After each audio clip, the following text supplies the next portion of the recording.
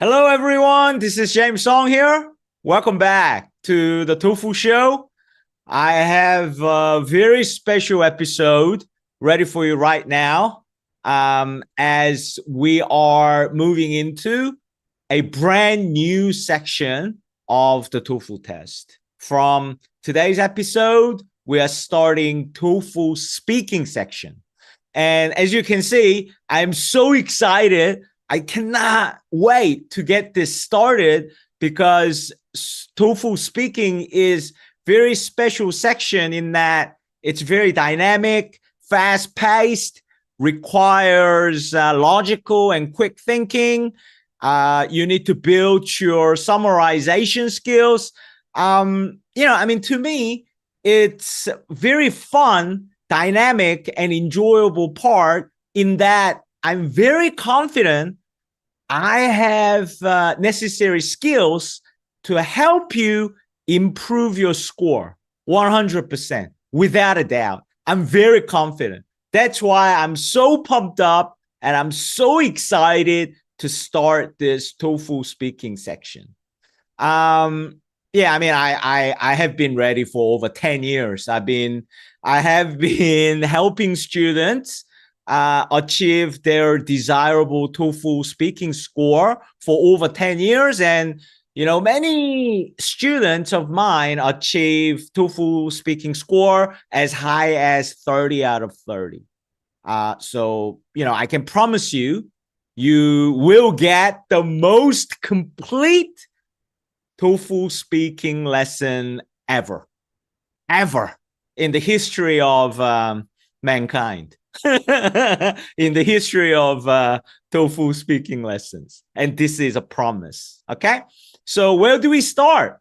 First lesson, let's do it properly by giving you an introduction. Okay. Prologue. So TOEFL speaking introduction. So you can see the whole structure of this section as a whole so that, you get a good understanding of what this section is all about. And also, I hope by watching the introduction of TOEFL speaking section, you will get excited as much as I am. And also, hopefully, you will get motivated by knowing what you will learn in this section. Okay, so without further ado, let's start the TOEFL speaking section of the TOEFL test by starting TOEFL speaking introduction. Here we go, guys. So let's start TOEFL speaking introduction. As you can see on the screen here, there are 4 questions in TOEFL speaking section. 1 independent speaking question, and 3 of them, 3 out of 4, are integrated speaking question. Let me explain to you one by one. So question 1, you get a independent speaking question. What does it mean by independent? It only requires your speaking skills. It does not require you to have reading, listening, or writing skills. Question types. Let's look at the question types of question 1. You basically get 2 types of questions. Depends on how you look at it. It may be 3 or 4 different types. I'll tell you exactly what they are. All right. So you get a preference question. So let's say this is not a typical TOEFL question at all. All right. It's just the same question type. Let's say the question is, do you prefer your mom or dad? Okay, let's just say, right? Okay, so this is a question type. Okay, so you're given 2 choices.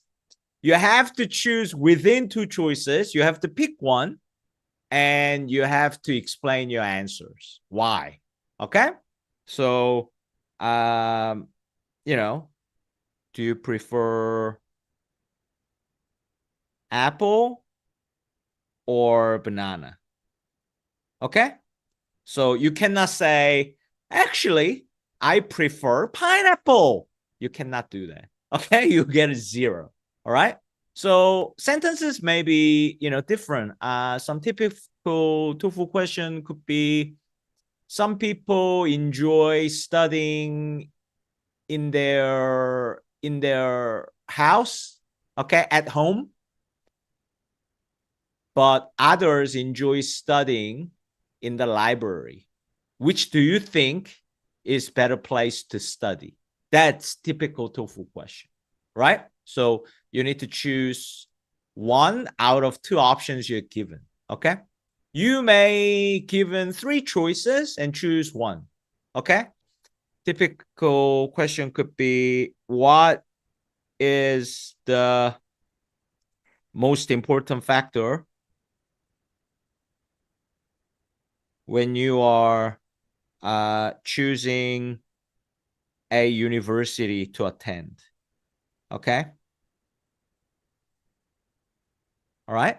And you get 3 choices, not 3. So could be like a reputation, tuition fee, or distance from home, maybe. Okay. So you have 3 choices. You cannot say, oh, actually, the most important factor for me is the type of professors they have. You cannot do that. You get 0, right? Don't try to be smart and outsmart the question. It doesn't work. Okay? Just answer the question. So you have to choose one out of 3, right?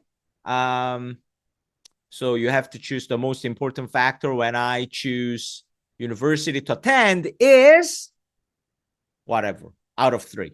Reputation of the university. Okay? All right? So that's first question type. You're given options and you need to choose 1 out of 2 or 1 out of 3. Okay? And essentially it's same question type. It's just difference in writing. But let's say it's another question type, okay, for sake of it. You may get agree or disagree question, all right? So so this is not a typical TOEFL question, just to help you understand. So you will not get this question as a TOEFL question, but type is exactly the same, okay? So best fruit is banana. Okay, all right, or the even better, the most delicious fruit in the world is pineapple.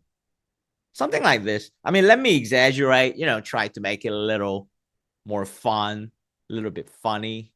If it's not, I apologize. I tried. Okay, so you would get a statement, right? And you need to agree or disagree to the statement and explain your answer. So essentially, if you really think deep, even preference and agree and disagree as a whole, overall, it's kind of similar question type, because I mean, you can write it differently, right? Okay, some people enjoy banana as a fruit. Some people enjoy banana the most, and other people enjoy apple as their favorite fruit.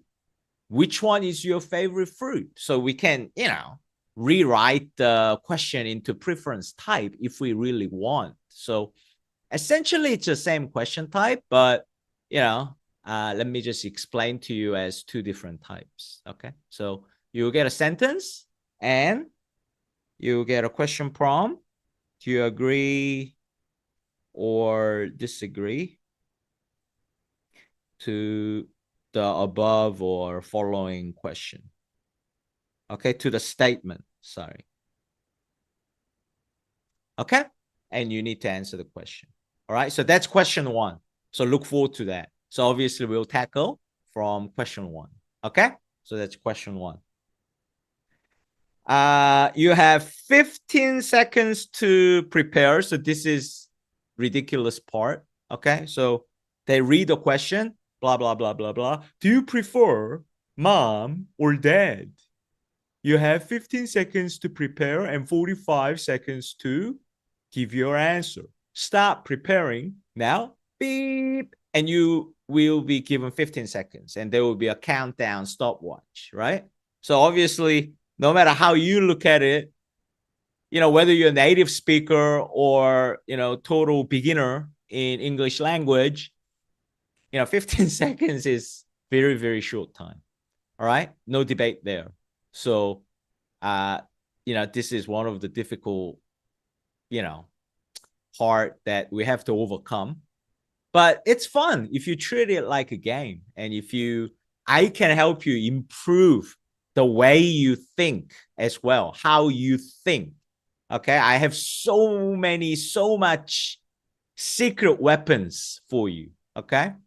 So yeah, you have 15 seconds to prepare, very short time, and your answer.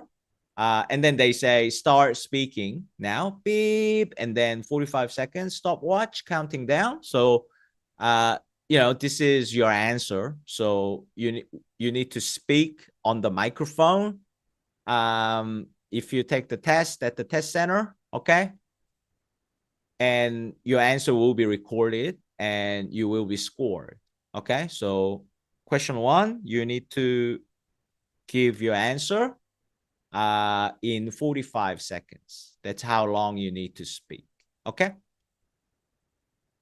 so key objective or learning outcome or key points we need to learn and achieve to do well in question 1 is we must build an ability to come up with some kind of ideas or something to say within 15 seconds. And if you do this honestly, it's harder than you may feel before you actually jump into this challenge. But also, I can promise you, if you do this honestly and follow my lesson, you will fundamentally and technically develop ways to master this, requirement. You will improve fundamentally and technically to be able to think of different ideas in 15 seconds. I'll help you with that. Okay. And the second key point you must master is you need to build. This is my original technique, know-how. You need to think, you need to speak in logical speaking structure, which is what, why, how. You have to do this at all times. And I'm not exaggerating. I'm really honored. I feel humble having this opportunity to reach whoever you are around the world and share all my secret for you, to you, so it can be helpful. I feel really honored for this opportunity. But if you really intentionally master what I call logical speaking, logical thinking structure, what I call what, why, how, then you can use this for speaking. You can use this for writing. You can use this for reading, listening. You can use this for way you think. You can use this skill forever. All right. Even beyond university. Okay. So we'll talk about that. It's something we already know, but I have made it in theory. And so we can do this intentionally rather than just unintentionally. Okay. So that's question 1. Are you pumped? Are you ready? I am. Okay. So let's move on to question number 2. All right. So TOEFL speaking introduction. There are 4 questions and question 2. Here we go. Right. So question 2 is called integrated speaking question because you need to use more than your speaking skills. You need to use your reading and listening and note-taking skills and speaking skills, all 3, to be able to give the perfect answer for this question, question 2. And It is called a campus situation and conversation. Okay.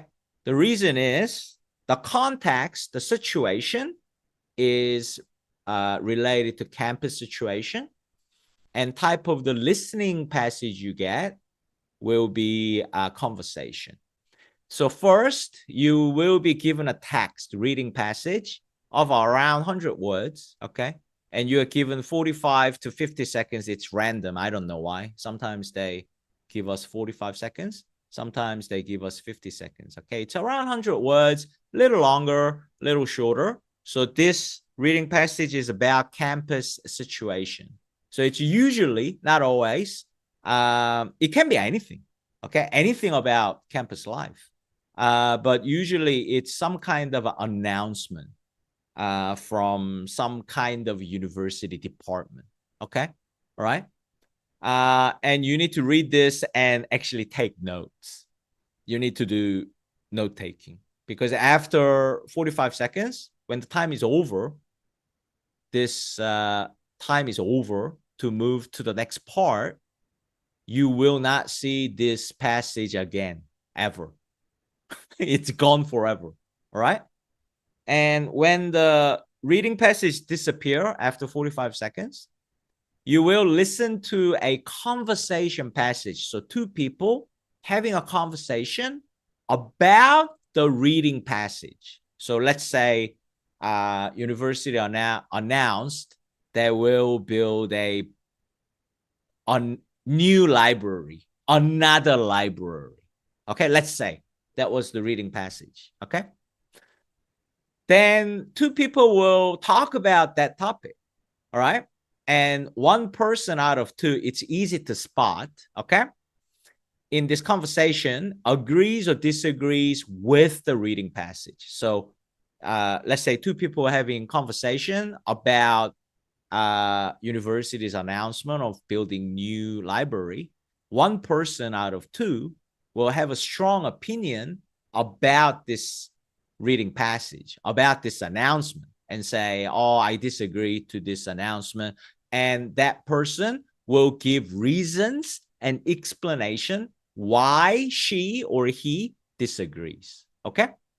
So it's around minute long. If you're really unlucky, up to 1.5 minutes, but question two, usually pretty short. Okay. Around 1 minute, a little bit longer. So you need to listen to the passage and take notes, and listening passage is only played only once, and that's it. So you need to take real-time notes, right? You need to do note taking. And then after listening passage is over, they are going to read this question prompt. It will be shown on the screen so you can read it, but they'll also read it to you, all right? The woman expresses her opinion of the university plan. State her opinion and explain the reasons why she gives for holding that opinion. All right. And you have 30 seconds to prepare and 60 seconds to respond. Start preparing now. Beep. And you get 30 seconds to prepare. All right. So you need to look at your notes and prepare yourself. Finalize your plan, how you are going to give your answer in 60 seconds. And essentially, it's a summarization. You are not giving your own opinion at all. This is 100% summarization. So this is very different from question one, right? So what we need to look forward to in upcoming lessons when we get to question two, we really need to practice and develop and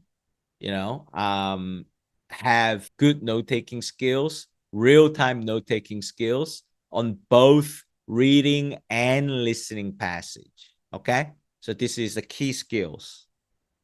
And logical speaking structure, I told you in question one, so it applies to everything, even in writing. Okay. So this is, I sincerely hope, in a humble way, I can share with you like a life lesson that you can take and use forever. All right. So let's see, okay, how good it is.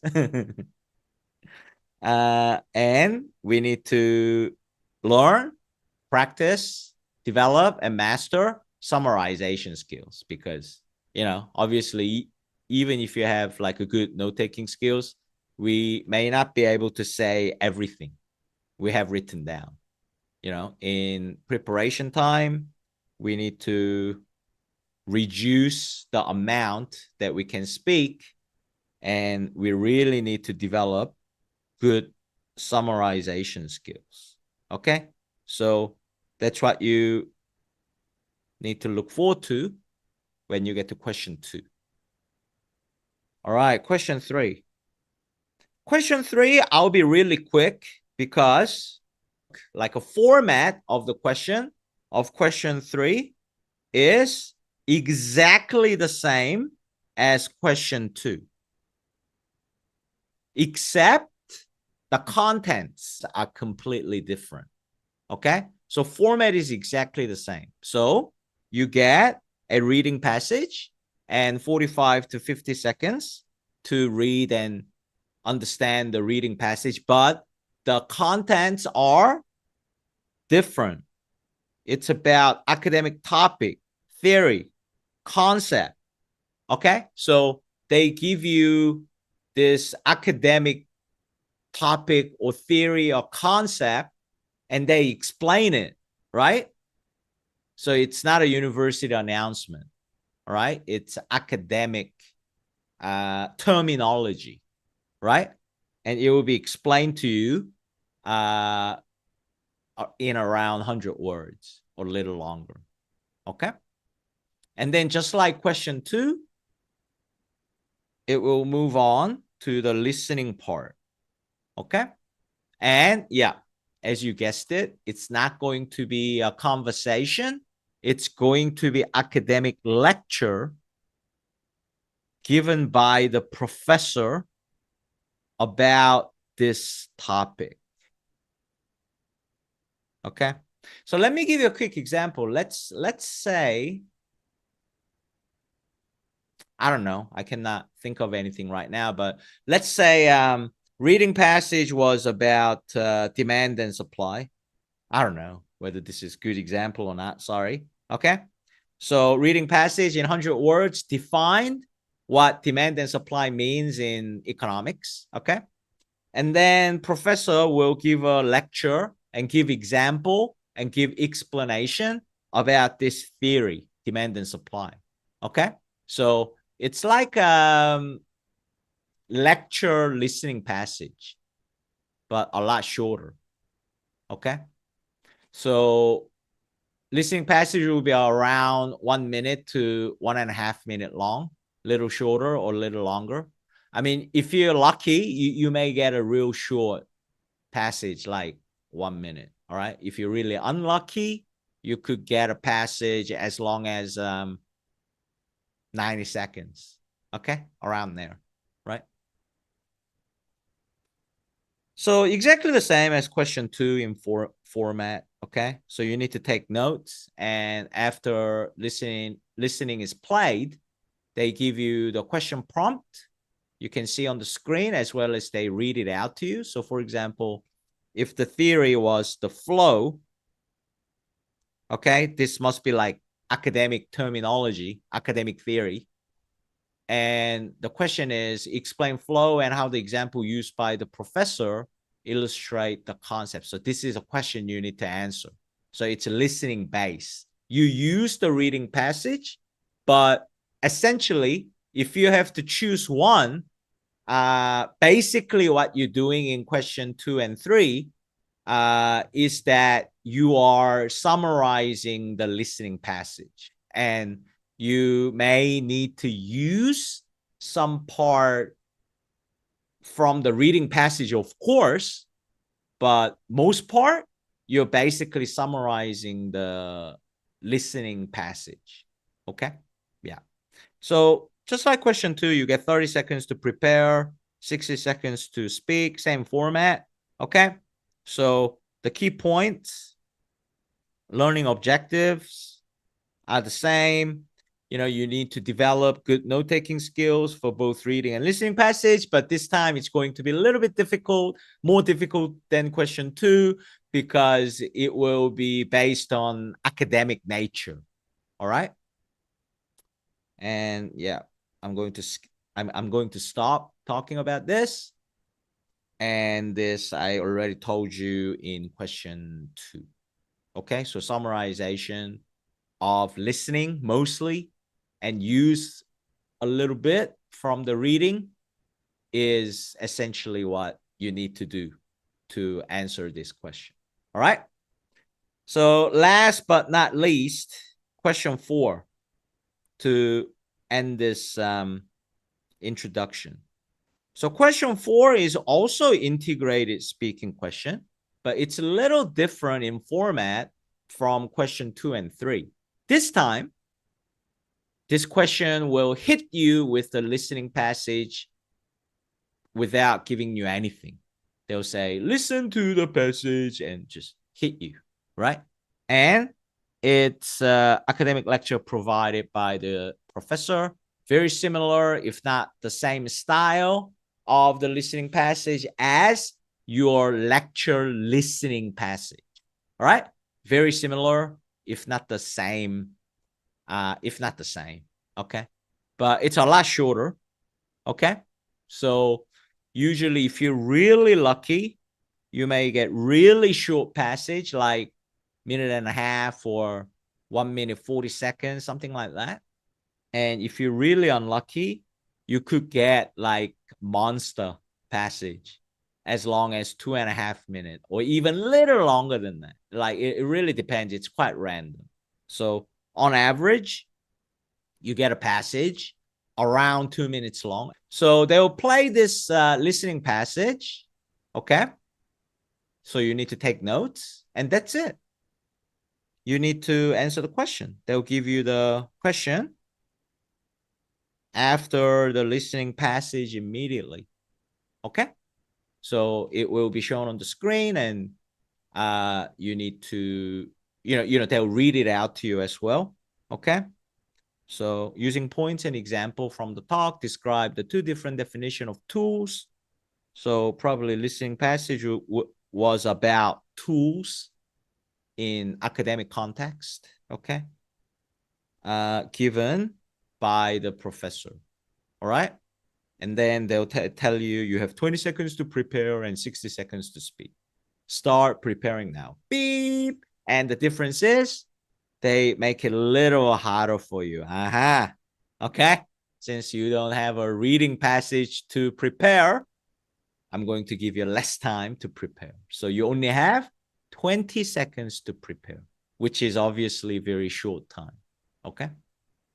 And after planning your answer, they'll say, start speaking now. Beep. Then that's your final answer. Countdown stopwatch will be popped up and it'll count down from 60 seconds to 0. And you need to speak on the microphone to give the perfect answer that we learned together.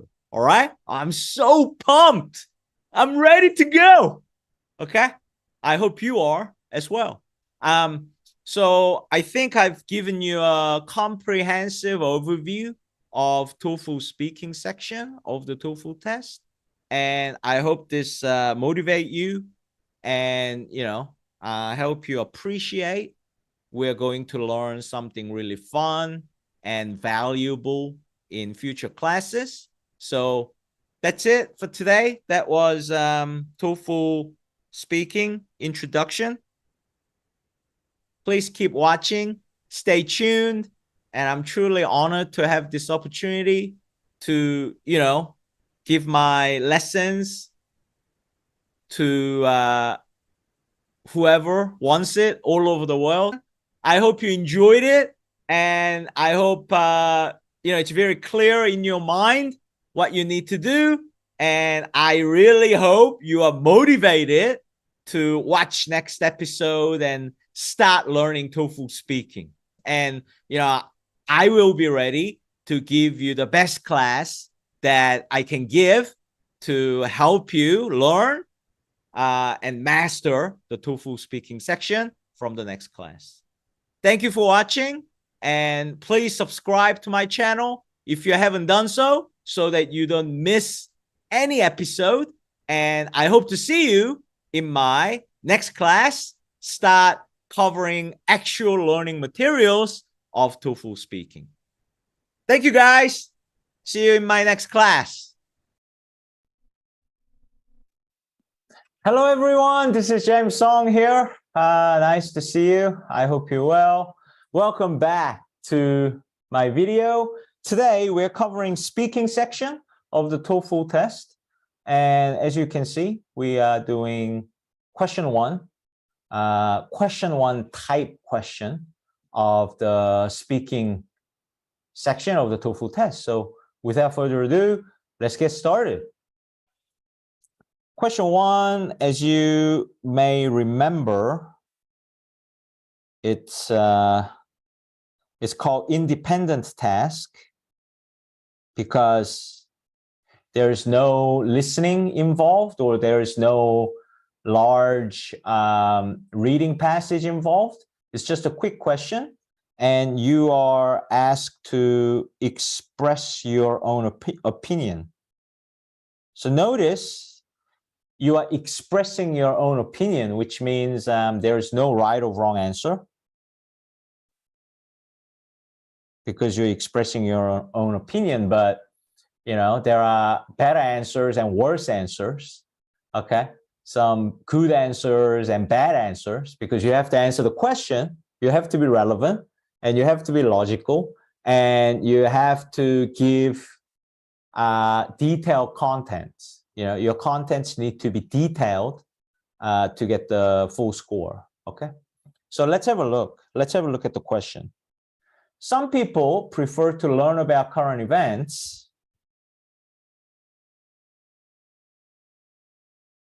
from watching television news program. Okay.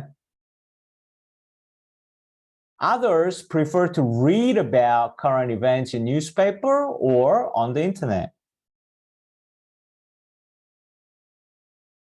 So the question is, when you are learning about current events, so news, when you get the news, would you prefer to get the news by watching TV news program? So that's watching, right? Or would you rather get it from newspaper or internet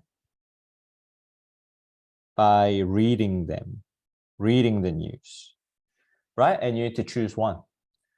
Which do you think is better, watching the news or reading the news, right? So watching the news or reading the news. Okay, and you only have 15 seconds to do it, all right? So if you look here, right, what you have to remember is you only have 15 seconds to prepare. This is biggest obstacle. This is most important factor that students need to master if you want to get a good score in question one. Because 15 seconds is a very, very short time, however you look at it, and you have to practice how to prepare, and you have to master it. It doesn't happen naturally. And if you think about it, if you're smart, it has very little to do with your speaking skills of English, okay?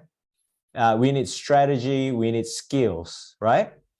So first thing, it may sound obvious, but the most important thing is when you go to the TOEFL test, this question prompt appears on the screen for 5 to 10 seconds. And then after 5 to 10 seconds, there is a voice that reading this question for you, right? So some people prefer to learn about current events from watching television news programs. Others prefer they read it for you, right? So as soon as question appears on the screen, even before the voice reading the question, you need to concentrate 100% and read the question and start comprehending the question, because after the voice, they say, you have 15 seconds to prepare. Start preparing. Now, beep. You know, when that happens, you have to use all of 15 seconds or stretch it out even to 20 seconds, you need as much time as possible in thinking of reasons and examples for your answer. You can't afford to spend any of this time in comprehending the question or answering the question, okay? Then, you know, it's not going to work well for you, right? So that's the most important thing. And let's say I've done that. And I personally chose reading, okay? And you have to choose the answer. You have to think the way you speak. Since 15 seconds is so short, you cannot think of reason first and then try to choose the answer. It's not going to work, okay? Think about it. Like, even if you comprehend the question, if you're actually trying to think of reason first, yeah, TV news, it's a bit more interactive and fun.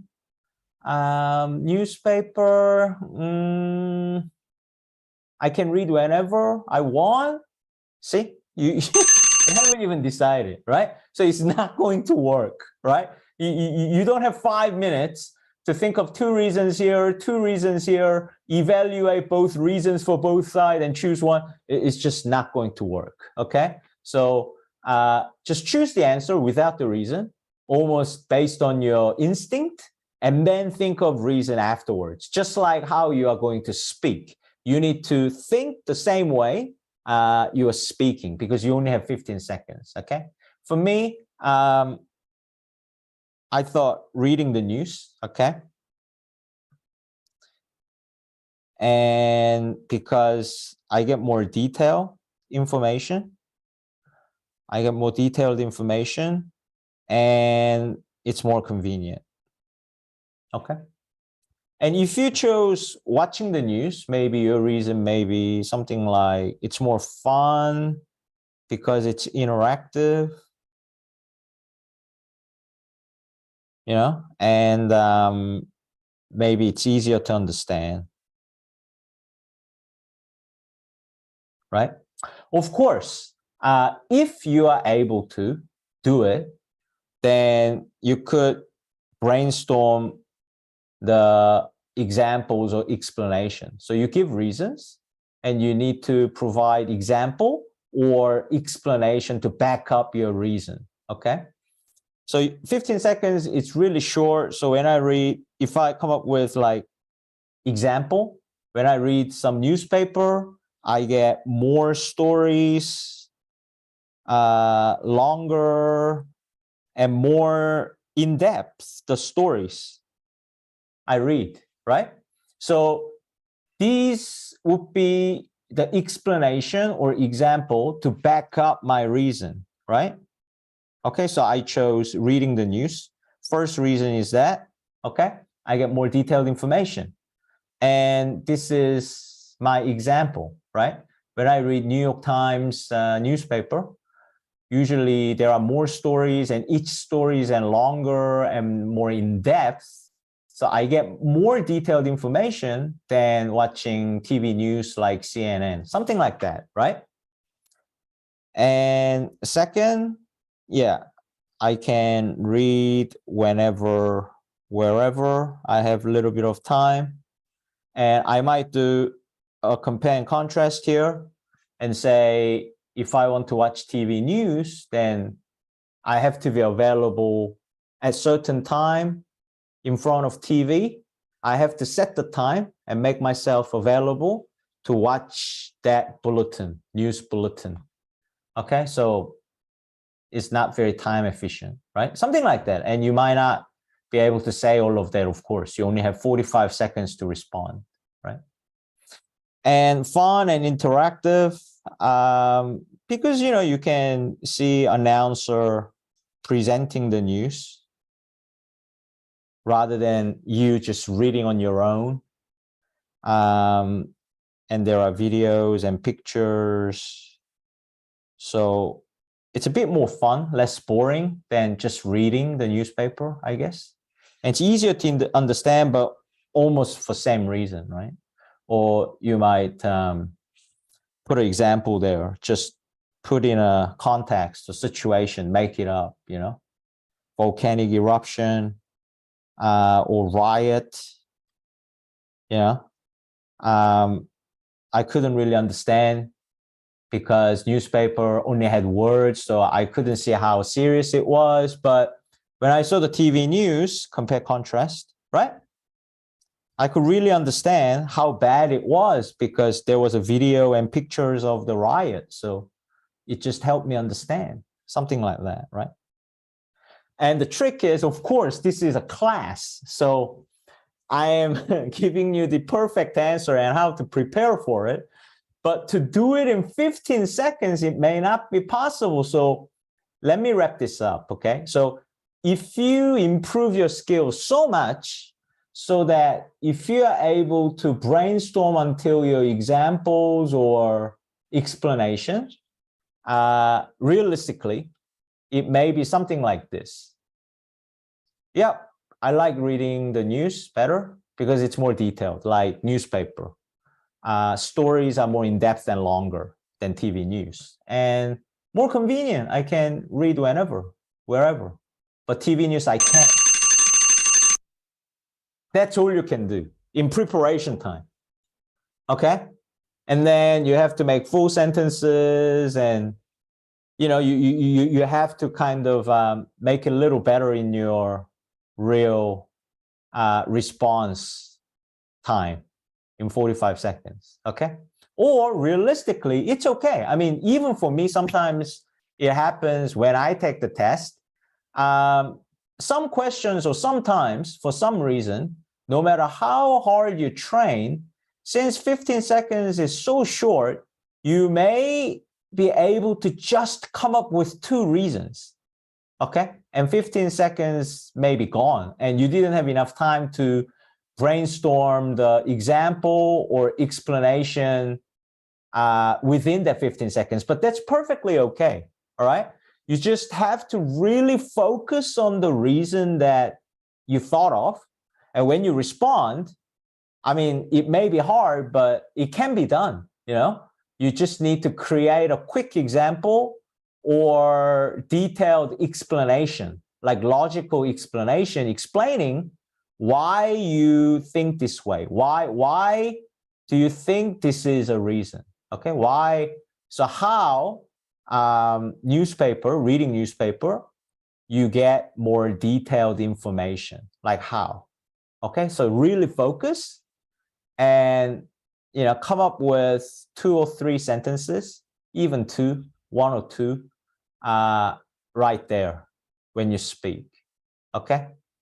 So we need to train both, right? We need to train to come up with just words and then response time, make it a full sentence response to make it happen. Or realistically, just focus on coming up with 2 reasons in 15 seconds and put in a quick example or quick explanation when you actually give a full response, okay? Yeah, 15 seconds. Let me use this one. If you said watching news, this is the absolute maximum you can do. Like, beep, yeah, watching. Because it's more fun, like videos, pictures, announcer, you know, it's less boring. And yeah, I can understand easier because of video. Because reading, just words. Something like this. You know, this may be the best you can do. Okay? And if you only thought of reason, it may be something like this. Reading, because I get more detailed information, more information. And it's more convenient. Because, you know, I can do it whenever I want. You know, so you just came up with the reason, right? Okay, so this is everything. And let me show you a demonstration how I answer the question in 45 seconds. You know, offline class, I don't usually give out script all the time. I want you to do it on your own and do your own dictation and I have a look at them and correct them if I can, or give you a script after that. But I thought this is online class. Many people may be helped by me providing you with the script. So I made an answer based on these notes instantaneously because it's speaking, and then I did the dictation to come up with the script. Okay, so really concentrate. Notice how these notes become full sentence answers. Okay, so this is the model answer. All right, start speaking now. Beep. I prefer to learn about current events by reading the newspaper or on the internet rather than watching TV news. First, I can get a lot more detailed information. For example, when I read New York Times newspaper, it has a lot more articles, and the articles are longer and more in-depth than TV news like CNN. As a result, I can get more detailed news. Second, it is more convenient to read the news. To elaborate, if I watch the TV news, I have to be available when the TV news is on. However, if I get the news from the internet, I can look up news whenever I have some free time. So it's a lot more convenient and time saving for me. Something like this, okay? So I thought there is a value in providing you with the model answer script. So there you go, but it's not realistic, okay? Realistically, you need to practice based on your notes and record your own answer and do your own dictation of your answer and see and even self-evaluate. It would be great if somebody can revise that, but you need to self-evaluate your own answer by doing a dictation of your voice, right? So that's how you can improve very quickly. Okay, so that's question one. Thank you for watching. I hope it was helpful and pretty comprehensive. I did best I could. And I'll see you in speaking question 2. Thank you. Bye.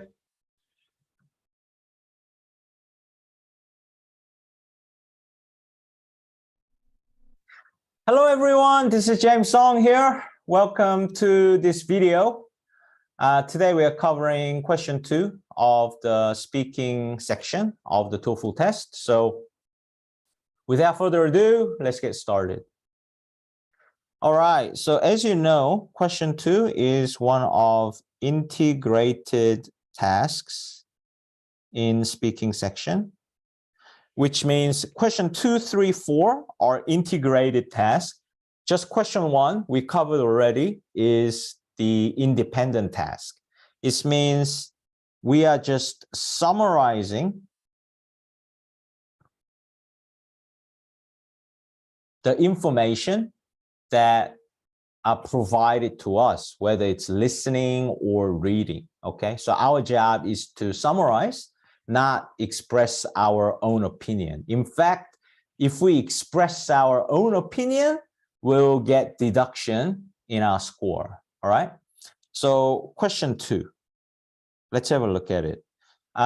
There is many people may be aware already, but let me just quickly go through the structure and format of this question. You are provided, the reading passage is provided for you, and you only have 45 seconds to make notes for the reading passage, and they actually disappear. They don't come back ever again. So you need to practice and do a good job writing notes, writing necessary notes that you need to, be able to do speaking about what's written in the reading passage, okay? And then the listening file is played. So you need to make notes, and then you put it all together and prepare for 30 seconds. And then you give your final answer in 60 seconds to get points. And if you actually look at the question, ultimately, at the end, what you need to do is you need to, the woman expresses her opinion about the plan described in the article. So in the article is reading. So this is the actual question. All right, this is what we need to say in 60 seconds. State her opinion and explain the reasons she gives for holding that opinion. So pretty much we need to summarize the listening section. However, let's help you understand the reading first. It's pretty short.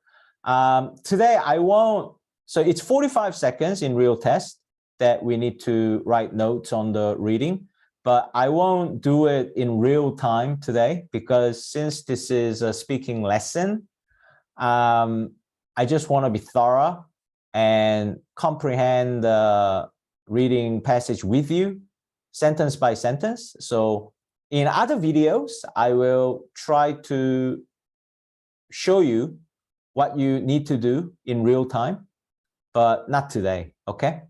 So reading, energy costs reach sky-high levels. Heating prices and the university's heating bills reached record high level this year. Okay, so is this thesis, main idea, or background information? Okay. In an effort to reduce heating cost, looks like first sentence is just background information, not the thesis, right? Second sentence is, because this is like some kind of action the university is taking. So in an effort to reduce heating cost, what are they doing? The university decides to lower the temperature in classroom buildings on weekends and on weekdays every day after 5 p.m. when the classes have officially ended. Okay, so this is what they're doing. This is main idea. This was background information, as you can see. So this is what university has decided to do, okay? And some detail because it's justifying the reason for the main idea. Okay, why they are doing this? Because the class will not be in session at these times after 5, because it says after 5, the classes have officially ended, right? So since classes are officially ended at 5, the reduced heat, so lowering the temperature, will not have negative impact on students because they will not be there. They are not in class. University consider it essential that the cost-saving measures not interfere with student activities. So it's not the second reason. This is almost like a minor detail or conclusion just to justify pretty much saying the same thing as the previous sentence, like immediately previous sentence to this sentence. It's just like emphasizing this will not negatively impact the student. Like university consider it essential that whatever we do will not interfere the students' studies or students' activities. Okay. Yeah. So if we write this down, university heating bill reached record high this year. And I might not say this in this order when I summarize. I might say this first. What are they doing? They are lowering the temperature in classroom buildings after, it's every day, weekends and on work days, okay, after 5 p.m. because, you know, the classes are officially ended. at 5 p.m. Okay. So this is enough for reading. I'll tell you why when I get to the preparation and actually answering, responding to the question, answering. But just for practice, let's summarize the whole passage in the right structure. Because they believe reduced heat will not have negative effects on students and their studies because their classes are over, right? And yeah, I mean, last sentence, almost like justifying this. It's not a second reason, okay? So university considers essential that whatever university does will not interfere with students' activities. Okay, see, whatever we've done, we'll make sure it will not interfere with students. It will not interfere negatively because it's after class time. Class finishes at 5 p.m. That's what they're saying. So this is a full note. And just to answer the speaking question 2, maximum, this much may be all you need to train and practice to do in 45 seconds. I'll tell you why. But to make the whole notes of the whole passage, this is it. Okay. All right. Moving to the listening part. Okay, let's listen to the listening passage. Listen to the listening passage and make notes. This time we'll have to do it real time because it's listening. Here we go. To 2 students discussing the article. What on earth is the university thinking? Huh? What do you mean? Well, those buildings aren't just used for classes. That's where my evening study group usually meets. Oh, of course, that's true. But you could go to the library instead. Yeah, but the library only has a few rooms that people can use for group meetings, which is why classrooms have been so convenient. But now, if it's winter and cold, where can we go? Right. In the middle of winter? Forget it. Or even if it's just kind of cold out. It'd be pretty unpleasant. Oh, but still, they obviously have to do something about the situation. Oh, I agree. They have to do something, but they should find a solution that isn't so disruptive, to academics no less. Such as? Well, for one, if they replaced all those old windows. They're so drafty. They let the cold in, and if they insulated the buildings better.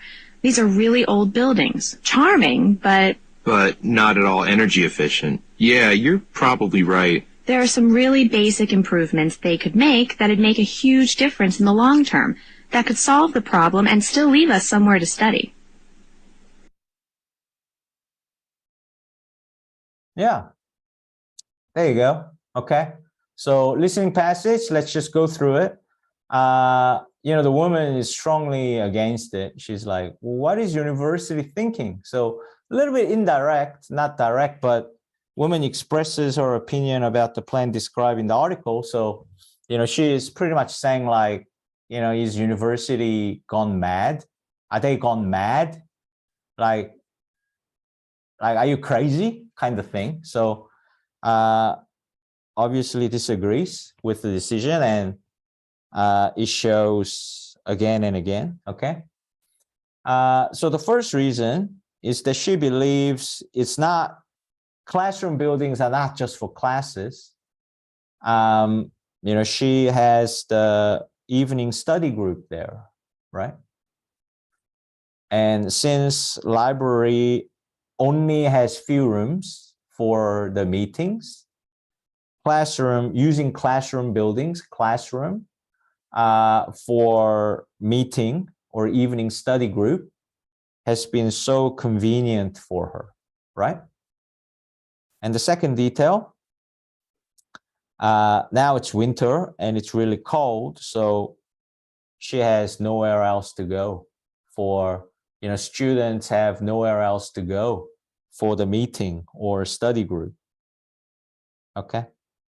And the second reason, university should find a solution that is not disruptive academically, at least, right?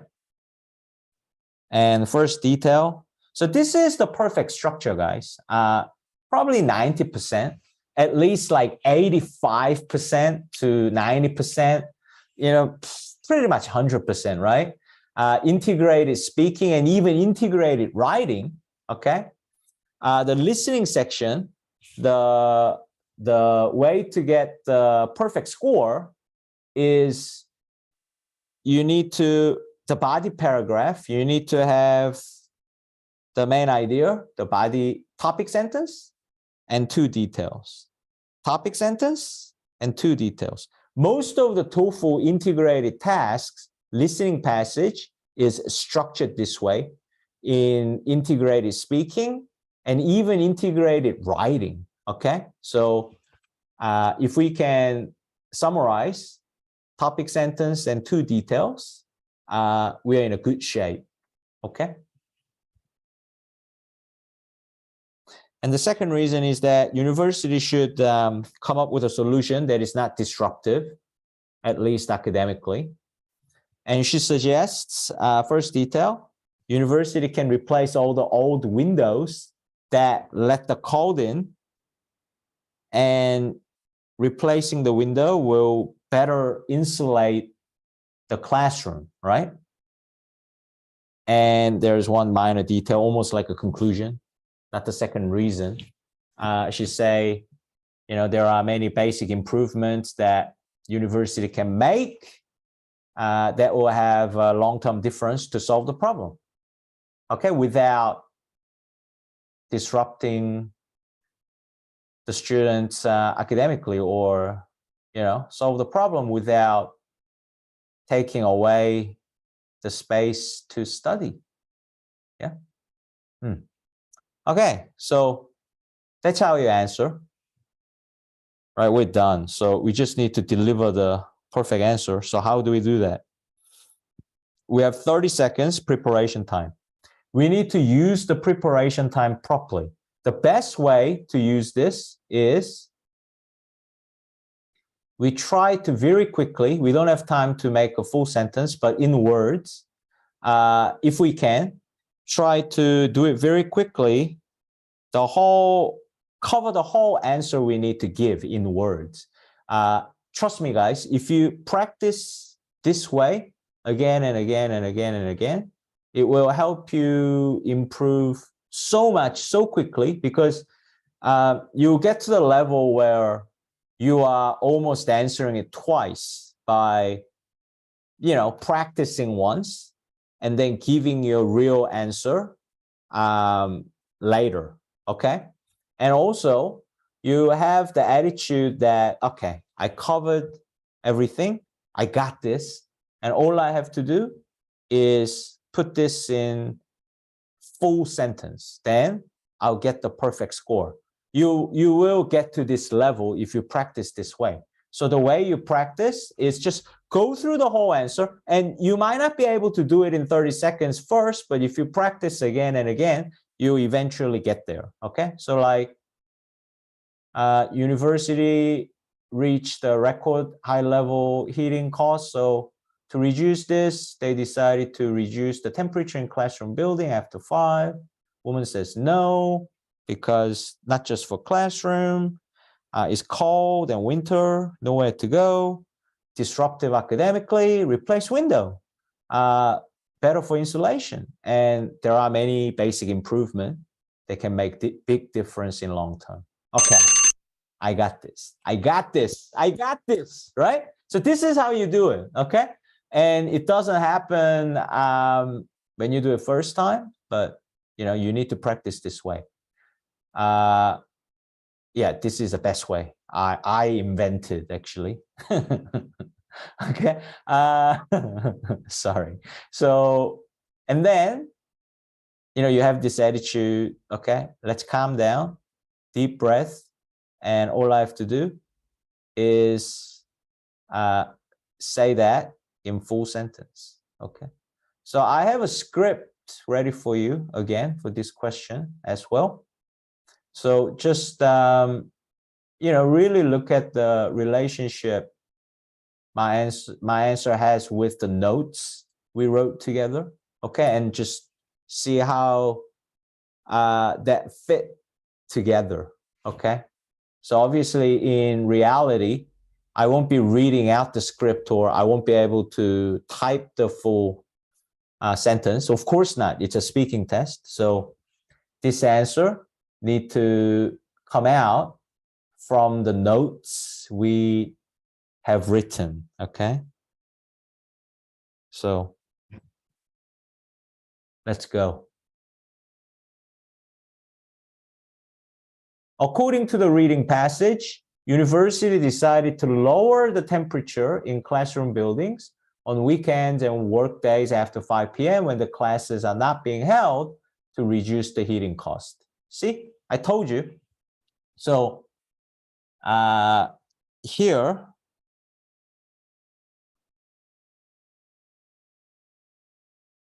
I've done everything with you, but if you look at the question,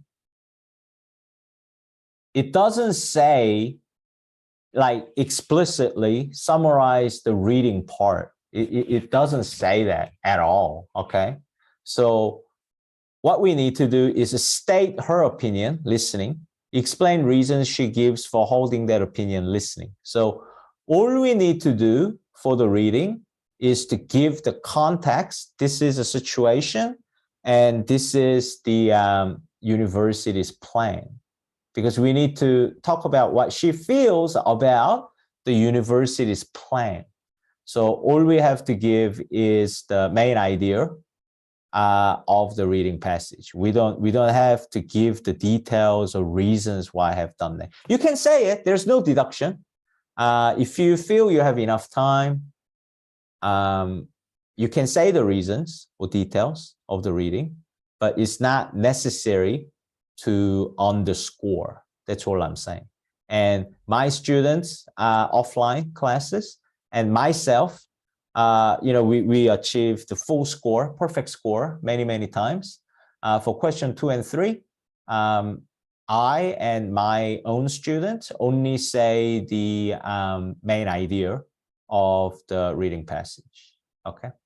We don't say anything more than that, but it helps us get the full score. That's what I'm saying. So, but listening, we need to say everything, because that's the question. State her opinion and explain the reasons she gives for holding that opinion. So as I said just before, thesis, topic sentence, 2 details, topic sentence, 2 details. So per body paragraph, 1 topic sentence and 2 details will always get you the perfect score, okay? In integrated speaking and integrated writing, as I already mentioned. So let's go again from the top.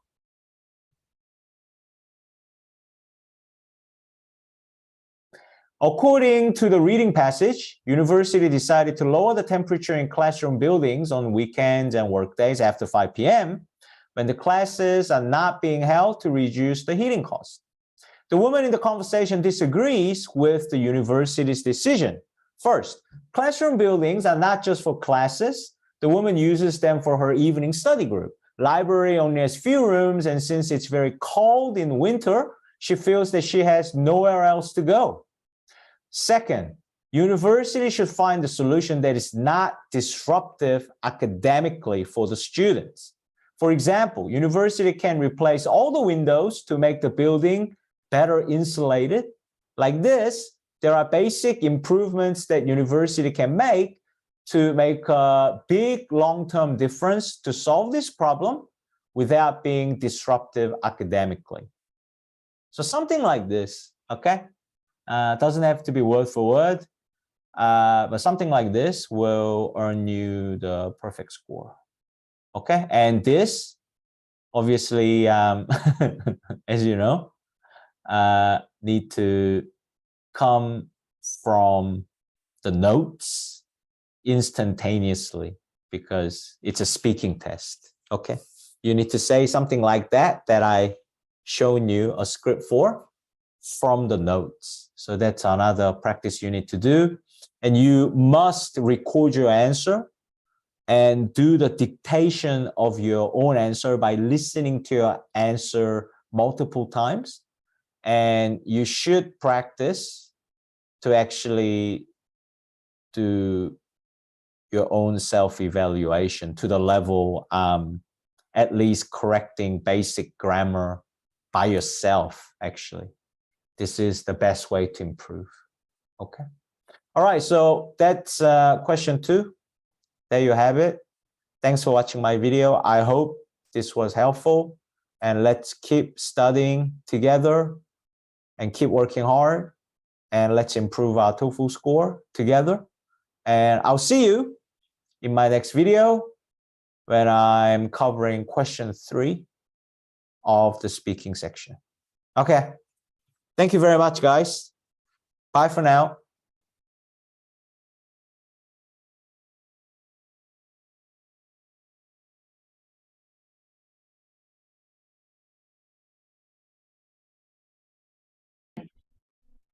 Hello, everyone. This is James Song here. Welcome to this video. We are covering speaking section of the TOEFL test. Speaking lesson today, covering question 3, as you can see on the screen. So let's get started. So we have question 3. In terms of the questions look, if you are first time looking at TOEFL speaking test, it's exactly same as question 2, right? So there is a reading passage provided for us, and we have 45 seconds to summarize this, and then the passage disappears forever. And then there is a listening passage that we have to summarize, and we have 30 seconds to prepare and give answer within 60 seconds. So that's the format. So format is exactly the same as the question 2. So we summarize reading passage, listening passage, and prepare and provide answer. Okay. Only difference is it's a lecture base. So reading passage is based on academic theory usually, and also the listening passage that we are going to listen to is a lecture-based listening passage rather than conversation. Okay, so let's cover this one by one and see how we go. Again, today I will not provide the real-time summary notes because I want to go through the reading passage step by step, sentence by sentence, and I want to be very thorough today in teaching you this question. So let's look at the reading passage first. Many popular, okay, title is franchising. The question 3, just like question 2, but question 3 even more so, the title is very important because what we need to do when we give the answer is basically we need to define, we need to know what this theory or terminology means. That's all we need to do when we actually speak for 60 seconds later. Okay, that's all the information we need to speak from the reading passage. Okay, so we need to define, we need to know what this theory means. Franchising. I'm sure you're familiar with the franchising, you know, McDonald's, Burger King, their franchise business, right? Subway. Okay, let's go. Many popular and well-known business chains, such as fast food restaurant, use practice noun as franchising. How important do you think this sentence is? Very important? Not very important? Yeah, exactly. It's not very important because, as you can see, this is a background information. You can write it down, but realistically, when you only have 45 seconds, you are not going to write any of this down because we know this is background information. This sentence does not explain to us what franchising is or what franchising does or what does it mean by franchising, which are all the same thing, but first sentence doesn't give us that. Okay, so let's move on to second sentence. In franchising, okay, so when you are in franchise or franchising, someone who wants to open a store or restaurant, new business, that someone who wants to open a new restaurant pays an established company, well-recognized company. Why? For the right to use company's name and sell their products. So this is a definition of franchising, isn't it? Okay. Franchising means when someone who wants to open a store or restaurant pays an established company for the right to use their name and sell their product. That's franchising, isn't it? Right? So this is the main idea sentence. So if you're really struggling with the time in reality when you do the TOEFL test, just make sure, paraphrase this a little bit, or even write this down word for word or note-taking fashion. And if you're able to say this sentence, exactly same meaning, of course, you can paraphrase a little bit, it's even better. Then that's all you need to do to cover the reading for points, for scoring, okay?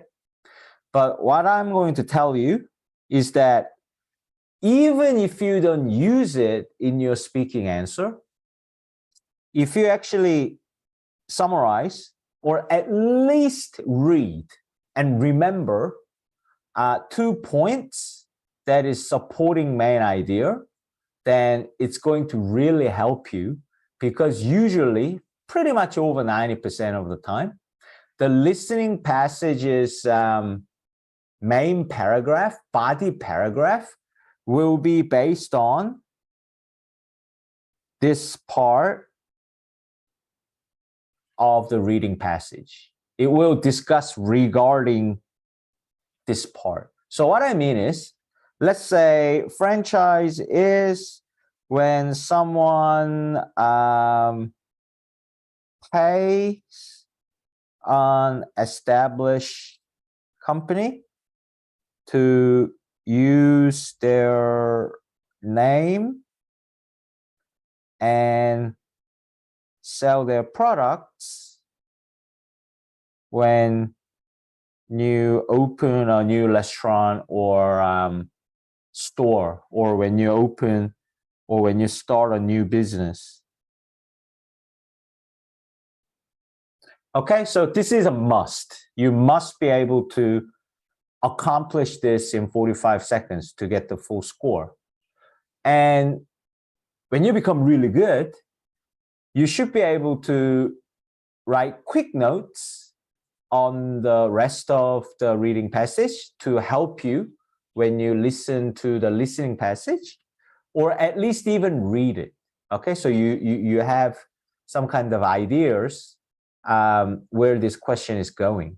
Okay, all right, so we got this down. So franchising means when someone pays an established company. When you pay, franchising means you pay an established company to use their name and sell their product when you start your own business. So that's franchising.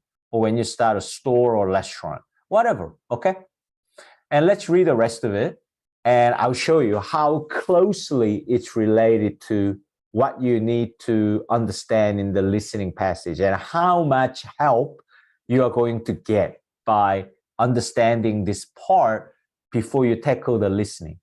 Selling an established, in-demand product, so, popular product that is already selling well, and it has immediate name recognition, Subway, McDonald's, the list goes on, right? Benefit the new business, so person who opened a new business by reducing the risk that business will fail. Yeah, so even you read it, okay, so they selling popular products with good name, good company name, reduce the risk of failing the business going bankrupt. Okay, all right. So if you're able to write notes, probably I would write something like this. So reduce the risk of new business failing because sells popular products, right, with recognized name, brand, company name, whatever, okay? And the rest. In exchange, however, or on the other hand, in exchange, so, you know, you can't get only the good things, right? So you get all that, but exchange, all right? The new business agrees to follow all of the standard practice of the company with the name it wants to use. So you cannot do whatever you want without following the company rules, right? So what you get, although you paid, because you paid, you can use the company's name and sell their product. So you are in franchise business, you open a McDonald's restaurant, you paid for it. So you get this benefit, okay? A very low chance of your business failing because you're selling Big Mac, you know, you're selling Macca's, okay? But exchange, you or new business agree to follow all of the standard practice of the company with the name it wants to use. So you have to, you know, follow the rules, all the rules, everything they tell you to do of the established company, you know, the company you pay to use, right? So that would be the perfect note-taking for the reading section, okay? So this part you must get, okay? Main idea. You must be able to define what franchising means. And this part, it would be really great if you understood, even if you couldn't write it down because you didn't have enough time, or write it down or read it, okay? It will really help you because the listening's body paragraph, sorry, I'm saying the same thing twice, but I'm just emphasizing, please excuse me. It will help you a lot, you'll see, okay? Okay, breezing through, flying through. So next part, listening. So let's do it. Now listen to part of a lecture on this topic in a business management class. Okay, so we've been talking about starting a business. Let's say I want to open up a pizza restaurant. Well, I know how tough it is to make a new business succeed, and I want a sure thing. So I contact a big company that owns a chain of pizza places. Let's say it's called Pizza Town, and I pay for the rights to call my restaurant Pizza Town and to sell Pizza Town's special, one-of-a-kind pizza. Now, since everyone's heard of Pizza Town, it's really popular, I don't have to worry about whether people will want to eat my pizza or not. I already know this pizza will sell well because it's a known thing, and that means that there's a better chance my business will succeed. Now, in exchange for being able to call my restaurant Pizza Town, I have to agree to run the business the Pizza Town way, and Pizza Town trains me to do this.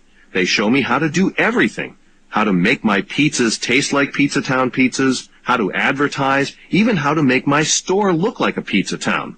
Now, this means that I don't have a lot of freedom or choice in the way I run my business. But in a lot of ways, this is great for me. After all, Pizza Town's way generally works. They sell a lot of pizza. Okay, so there you have it, right? Let's go through. So let's suppose professor wants to open a new pizza restaurant and he knows it's hard to succeed. It's easy to fail, right? It's hard to run a successful business. So he contacts a big pizza restaurant company, big company called Pizza Town, and pay to use their name and sell their product. And he knows the product will sell very well because it's a very popular product. He has a good chance to succeed. So that's the first paragraph. However, he has to agree to run the business Pizza Town way. Pizza Town will train him on everything to do everything in Pizza Town way, right? Pizza Town will train him on everything, okay? The taste of pizza, the look of the restaurant, and how to market the business, right? I don't think we have enough time to say this, okay? It's a summary. So what this means is that he doesn't have much freedom to run the business how he wants. However, he still think it's great because Pizza Town way generally works well. Okay, Pizza Town way can sell a lot of pizza. It's proven. Okay, so you can paraphrase this and say that in your answer. Okay, so how do we prepare for 30 seconds? Let's go. So we put reading passage and listening passage together, just like question 2. Question 3 also, if you look at the question, it pretty much asks you to summarize the listening passage, nothing more, right? Using the example given by the professor, which is the listening passage. So by using the listening passage, explain how franchising works, okay? So the first sentence, you could say, according to the reading passage, or you can omit that. You can just say franchising is or means, kick it in straight away. So we want to define what franchising is. So that's covering the reading passage's main idea. So reading passage is summarized. Great. And then we want to move on to the listening and summarize all of this, okay? There are some templates you need to memorize. So in the reading passage, you don't have to say according to the reading passage, unlike question 2, okay? First, we don't have a lot of time. Second, we are defining a term. So no template, just go straight in, right? Franchising means, okay? In franchising, okay? Da-da-da-da-da-da-da-da. Okay? But when you move on to the listening part, okay? You can say, in the lecture, professor explained how franchising works. You could say that. Or you could say, professor uses an example, the example to explain how franchising works. Okay, you could say that by looking. So this is the question prompt. And thankfully, when you are answering the question, this will be on your screen. So you can use this prompt, paraphrase it, make a full sentence, and make a transition sentence when you move on to the listening part. There are many templates I can, teach you. I will teach you. You could say something like, professor in the lecture uses his own example to elaborate this concept further, or elaborate the concept of franchising. You could say that, okay? So when you move on to the listening part, you must have one sentence to make a transition to the listening passage. You cannot say, professor wanted to open a pizza restaurant. A sentence after, franchising means you have to follow the rules. And you cannot say, the next sentence, professor wanted to open a pizza restaurant. No, you cannot say that, right? You need a bridging sentence. You need professor in the lecture uses an example to explain how franchising works. Something like that. Okay? And then you say, professor wanted to open a pizza restaurant and he knows it's hard to succeed. So he contacted a big company called Pizza Town to use their name and sell their product. And since the product is very popular, he thinks he has high chance of succeeding. Something like that. Okay, as I said. Yeah, actually, I've already done this, but I'm just doing it one more for you. Okay, before I give my final answer. All right. However, on the other hand, he has to agree to run the business the Pizza Town way. The Pizza Town will train him on everything to do it Pizza Town way. So he doesn't have much freedom to run his business, but he still thinks it's good because Pizza Town way generally works. Okay, that would be the perfect answer. All right. So 30 seconds, just like question 2. We need to kind of cover the whole passage in words to, grow our confidence that we cover the whole contents. We prepared everything we need to get the perfect score. So 30 seconds, we do it something like this. Franchising means you pay to use established company's name and sell their product.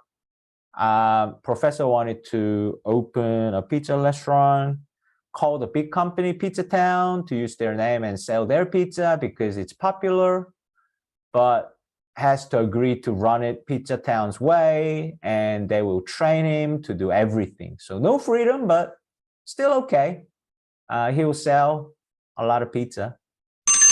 Something like this, right? So because you can see the notes when you give the answer, okay? So we're doing a little bit unrealistically how, like, I pull up a script and, you can see the final answer, but in reality, you need to see these notes, your reading notes and listening notes, all you can see, and you need to instantaneously come up with the full answer on the spot.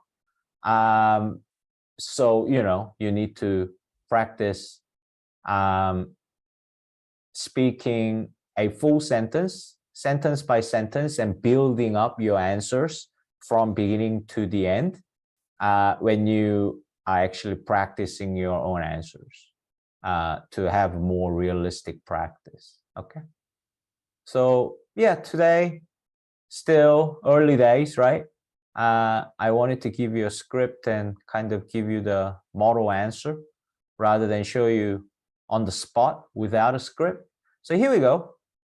So really, as I say always, focus on how my sentences relate to the note taking, because this is just a full sentence coming from the notes that I have taken. And as I said 3 times, sorry, I'm repeating myself today because it's so important. Okay, at the end of the day, you are just looking at the notes to create sentences to answer the question and get the score. Okay, so answer should be something like this to get the full score.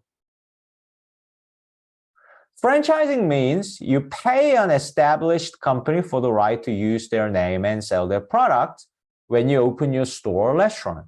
Professor in the lecture uses an example to explain how franchising works.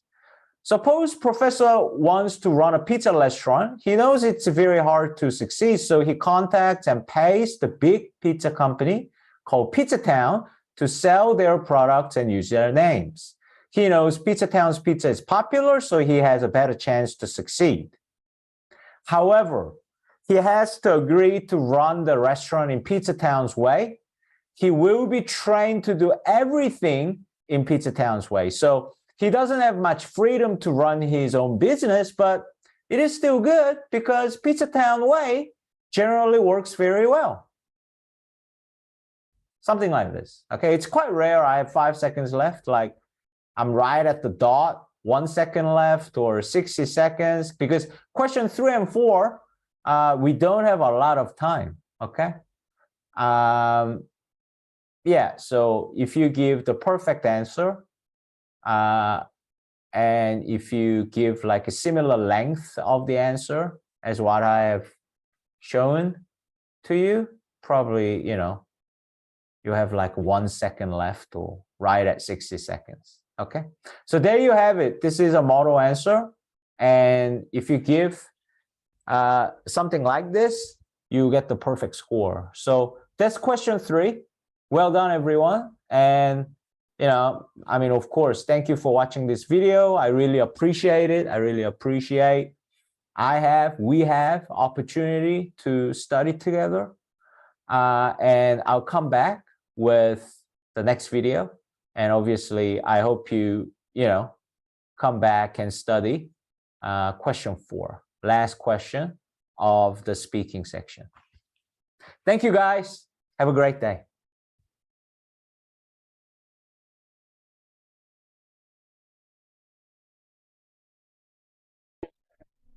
Hello, everyone. This is James Song here. Welcome to this video. This video, we are covering question 4 of the speaking section today of the TOEFL test. So as you can see on the screen here, question 4, very short prompt for the question. There's no reading passage, only listening. So using the examples, example of lizard, there's a typo here, from the lecture, not form, from the lecture, explain 2 benefits of subsurface locomotion, whatever that might be, okay? All right, so let's get straight into it by listening to the listening passage and make some good notes. Let's go.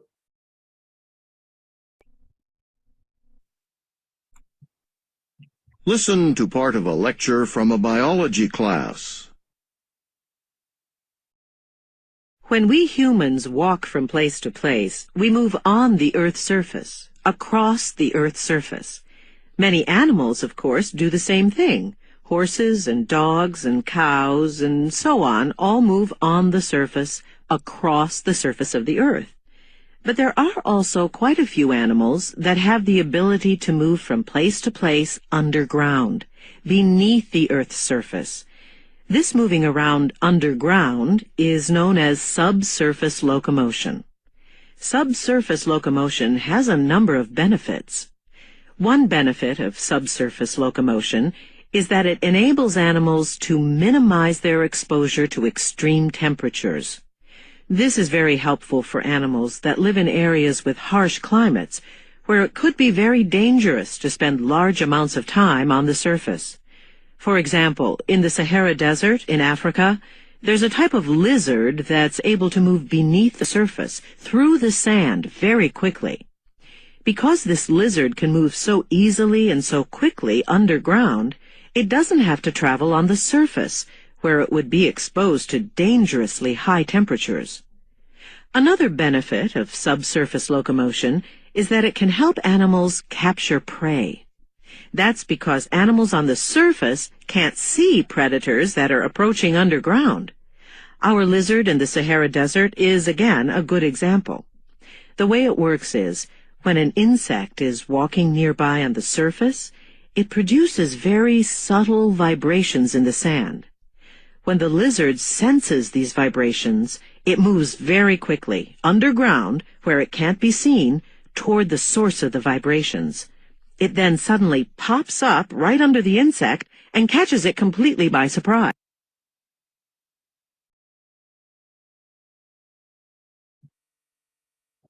Okay, so how did you find it? Was it manageable? Easy? Hard? Okay, let's go through it together. So introductory paragraph. We don't need to define subsurface locomotion to get the maximum score, as I always say, but it does that.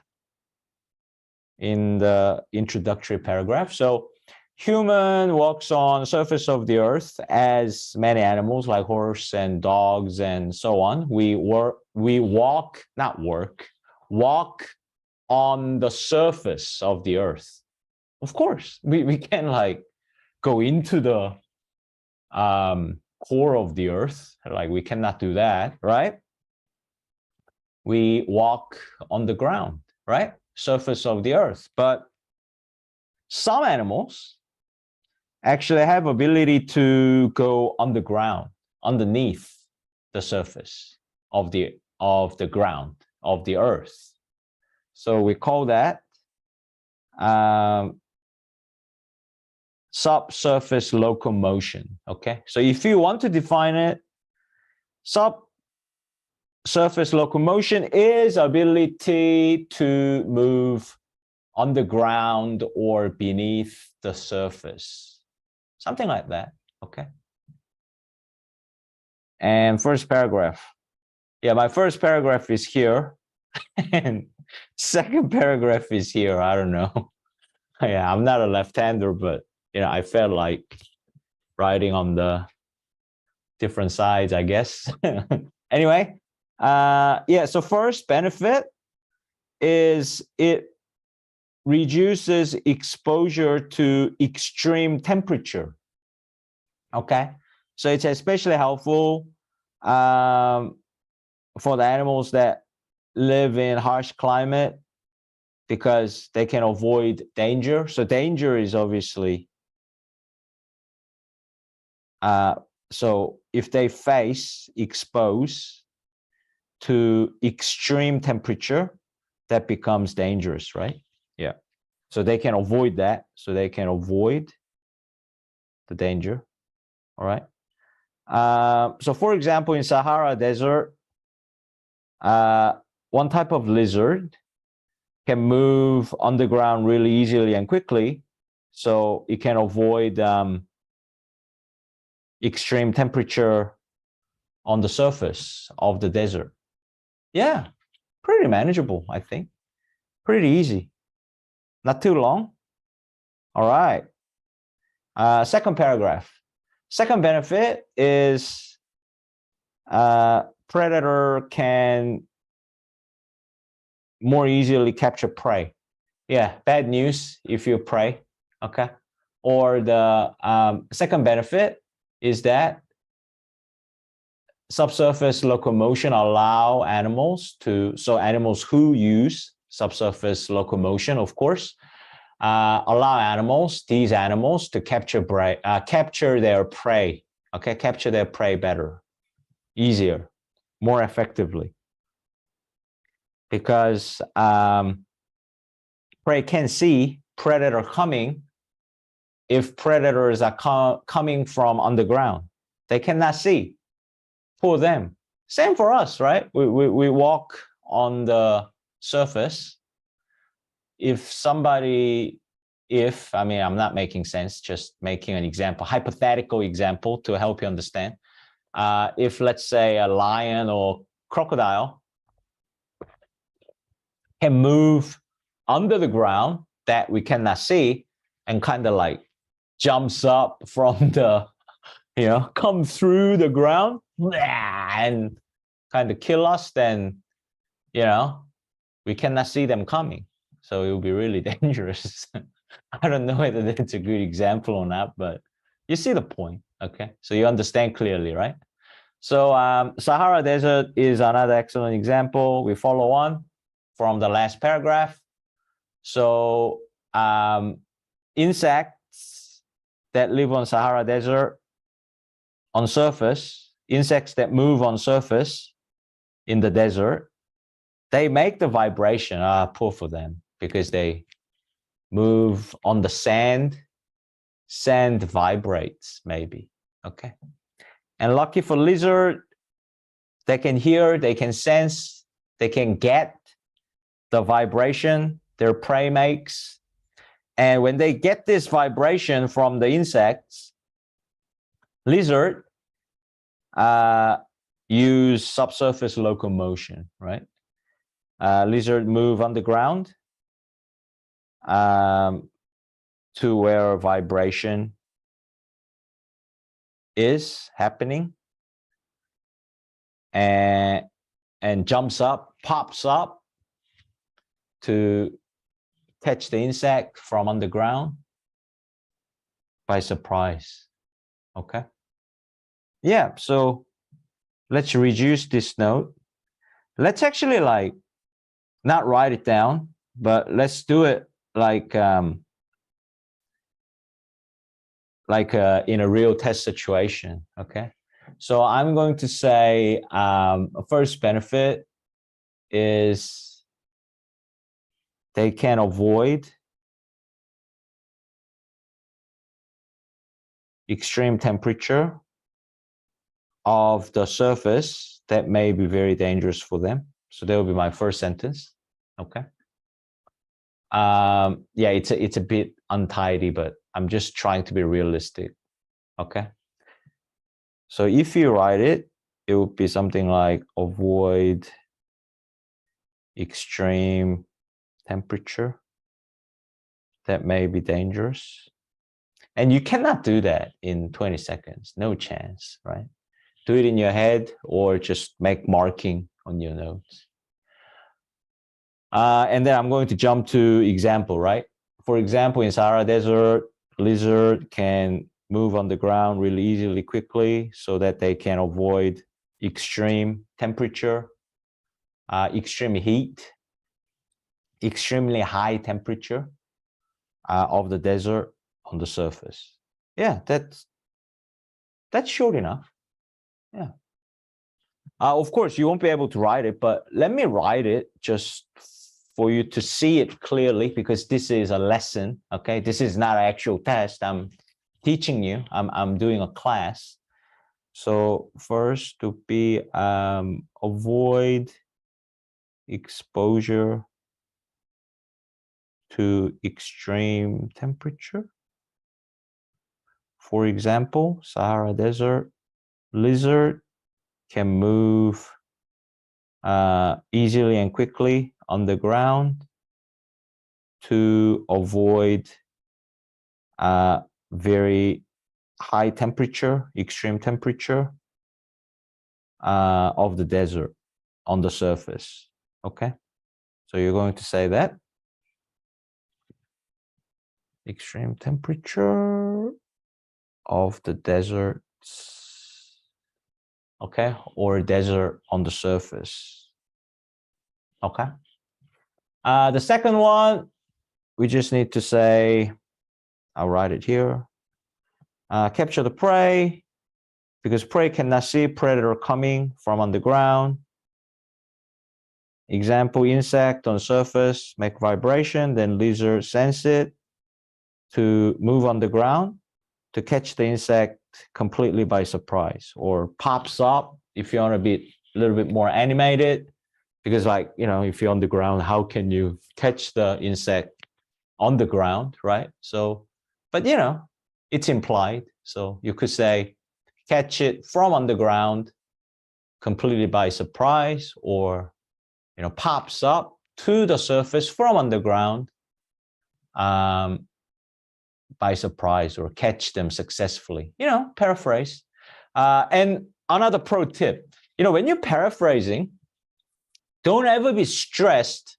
Like, don't force yourself to paraphrase. What I'm trying to say is, I'm not trying to say don't paraphrase. You need to paraphrase. You cannot just say exactly the same words, but paraphrase to easier words, or words you are more comfortable with, or, you know, paraphrase to your advantage. Okay, so don't add yourself more stress, like, oh, I have to come up with a new words. No, you are making it easier and more natural for you. As long as the contents are the same, just do it in your own words that are easier for you and more comfortable for you.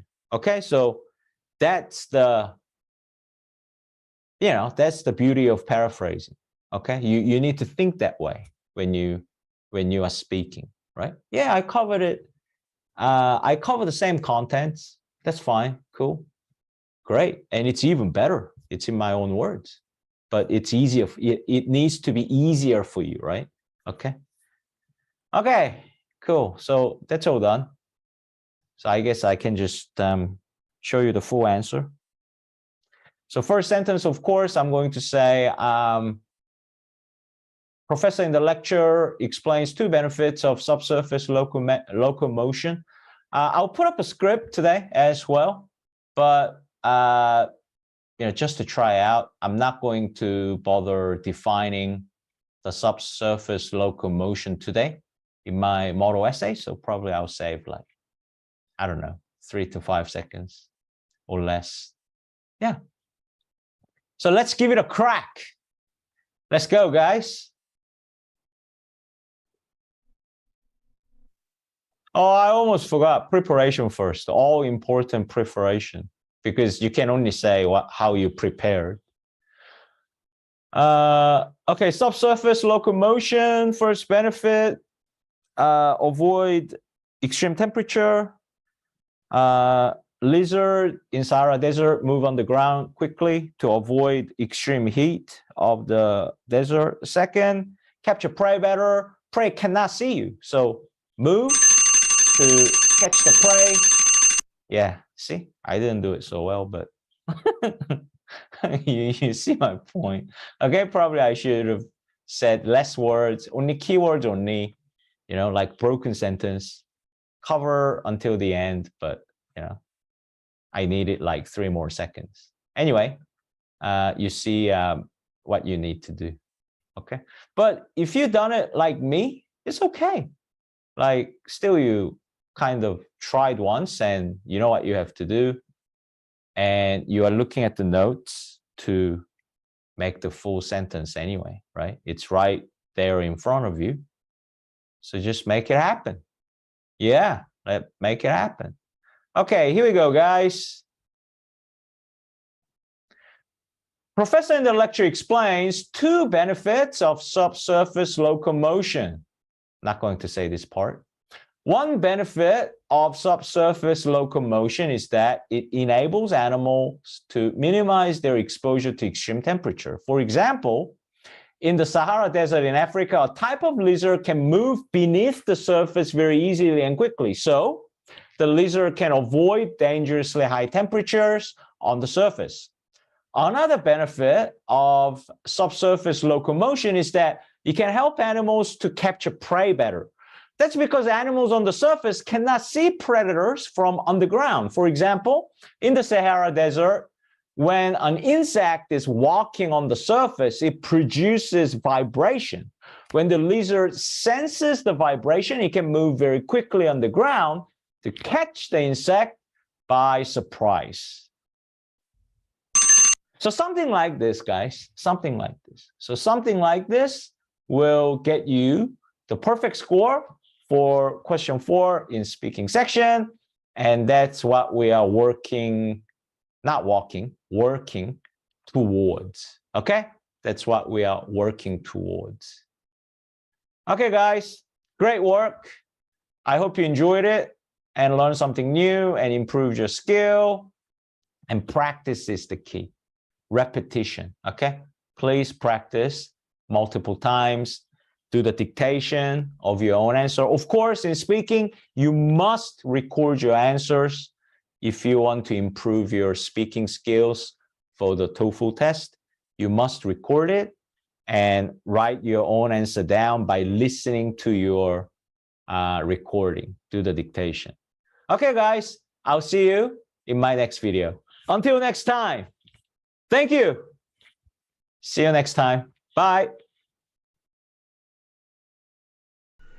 In this question, you will be asked to give your opinion about a familiar topic. After you hear the question, you will have 15 seconds to prepare your response and 45 seconds to speak. Some people do not enjoy shopping and shop only when they have a specific purchase to make. Others like to go shopping for pleasure, whether or not they have something to buy. Which do you prefer, and why? Please prepare your answer after the beep.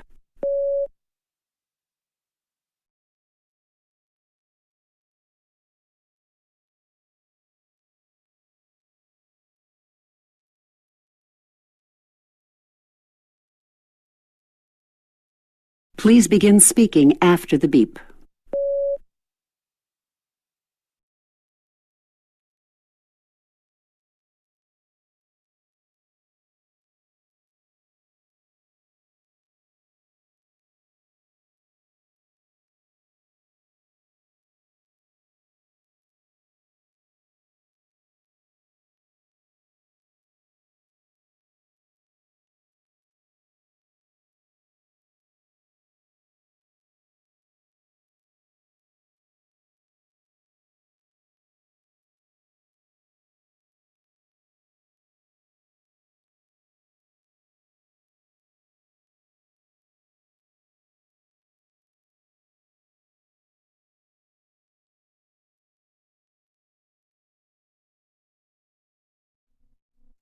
Hello everyone, this is James Song here.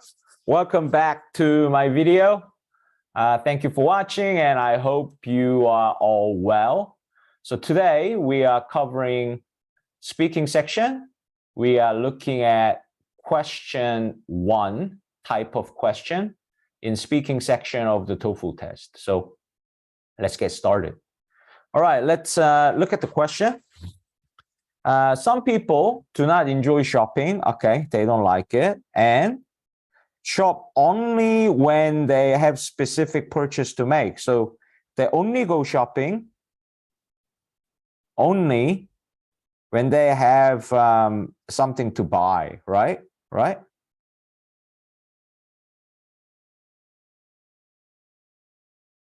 So they don't go shopping when they don't need to buy something or decided I'm going to go shopping to buy this item or these items.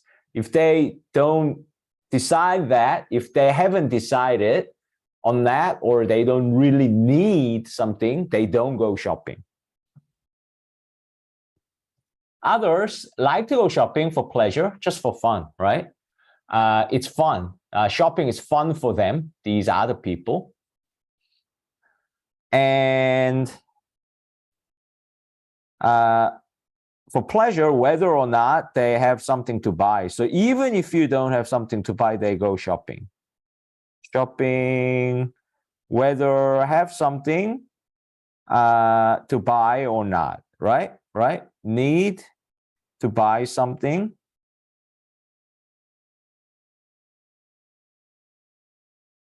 or not. They just go shopping for fun. And first group go shopping only to buy something they have planned already. Okay, which do you prefer and why? Pretty simple question, okay? So, you know, don't go shopping if they don't have something specific to buy. Go shopping for whatever. Okay. So, if you chose one, probably, you know, you don't want to do impulse shopping. Impulse shopping, of course, means so want to prevent it or just X here. You know, don't do impulse shopping means you don't really need it. You didn't plan it, but you go there, you try something on and, oh, I need this. No, you don't need it, right? And you just buy it, right? So you can prevent impulse shopping. And second, you know, be subjective. There's no right or wrong answer. Even the question encourages you to be subjective as long as you can back it up, right? And support your opinion, because question 1 is expressing your opinion, right? So one of the reasons why students cannot come up with their own reason quickly enough is sometimes they unconsciously think something is right and something is wrong. Like I can say this, but I cannot say this. That's not the answer the question is looking for. There's no such thing. You're just expressing your own opinion, right? So question already says this first group do not like go shopping. Why? Because, you know, they may feel that it's waste of time And, you know, what do you prefer? So I would rather use this time more productively and do things that I must do, I need to do, because I don't need to go shopping when I don't have to buy something. And if I come back from shopping not buying something, it's kind of waste of time for these people who don't enjoy shopping, right? Okay. So if you're really good, you would come up with 2 reasons in 15 seconds, or even like a quick word or words to explain, right? If you like try new clothes and you want to buy it, right? Right? So you buy. Okay, but if you didn't go shopping because you were not looking to buy these clothes, then, you know, you save your money. Right? And the second is, yeah, it's waste of time. You can do something that you need to do, and it's saving time. And if you need to buy something later, you would have to go shopping anyway, sometime later. So you can go later, and it's more productive, right? You're not wasting your time. What's the purpose, right? And go shopping, I guess, first reason, these people like shopping. So be subjective, right? I prefer to go shopping for fun. What is the obvious reason? If you don't buy something, but you go shopping anyway, well, what's the obvious reason it comes up? Like, you know, this reason should come to you in like nanosecond, like within 1 second, because it's fun for them, right? And this question kind of say it, right? They like to go shopping for pleasure. So you cannot just say it's fun. Why is it fun, right? They like going to shop because it's fun to window shop for these people, right? They don't have to buy anything, just trying on. They don't have to buy because, you know, opposed to first group, the difference is the second group go shopping even if they don't need to buy anything, or even if they don't end up buying anything, right? Shopping itself is a fun activity. Why? Okay? Because it's fun to window shop, fun to try on new things, you know? And second reason, what would it be? Yeah, it's just a fun activity to relieve stress. Overall, it's good, relaxing activity, help you forget about your stress in your daily life, right? Because it's fun for you, right? That's why. Why is it fun for you? Because, you know, help you relax, help you recharge your battery, whatever. Why? Because you don't have to buy anything, right? That's the key. So you know, even if you don't buy anything, you go out for shopping, you go shopping, you go out to a shopping mall, right? Then you may have some fun by having conversation, like a day out, right? Or have dinner, drinks, lunch, you know, have some ice creams, enjoy. You know, go shopping itself is going out. So it's kind of relaxing activity, you know. Even if you don't buy anything, you might just have lunch and, you know, have a bit of dessert, have a fun conversation with your friends, and come home. So you went to a shopping mall, but it's fine, right? It's good activity to relieve your stress and just back it up with a lot of detail, right? Yeah. So you feel really good. You probably could have ended up coming up with 2 reasons, or even just a little bit of idea to explain it in an example or explanation. All right. I personally chose. Okay, I'll just show you how it would hypothetically pan out in your explanation, in your brainstorming. Okay, so you know, something like this.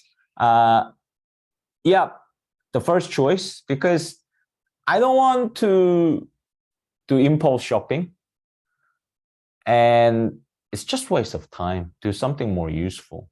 because I have to go shop later anyway.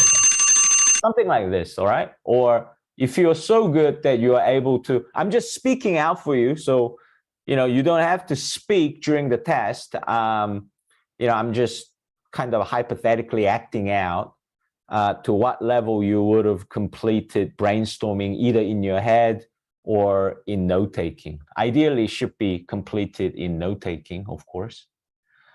Okay, first choice, because impulse shopping. If I try something new, I might want to buy it. So don't go. And second, do something more productive, because waste of time. I have to go anyway when I need to buy something. Okay, so that's hypothetical brainstorming done. I chose the second option, so I'll just go with that in my model answer. So you could brainstorm like this. Yeah, go shopping whenever. Because it's fun to window shop, fun to try new smartphone, new clothes. Don't need to buy it. And it's good to relieve stress, Okay? Or if you're good enough to kind of like come up with the explanation part as well, something like this.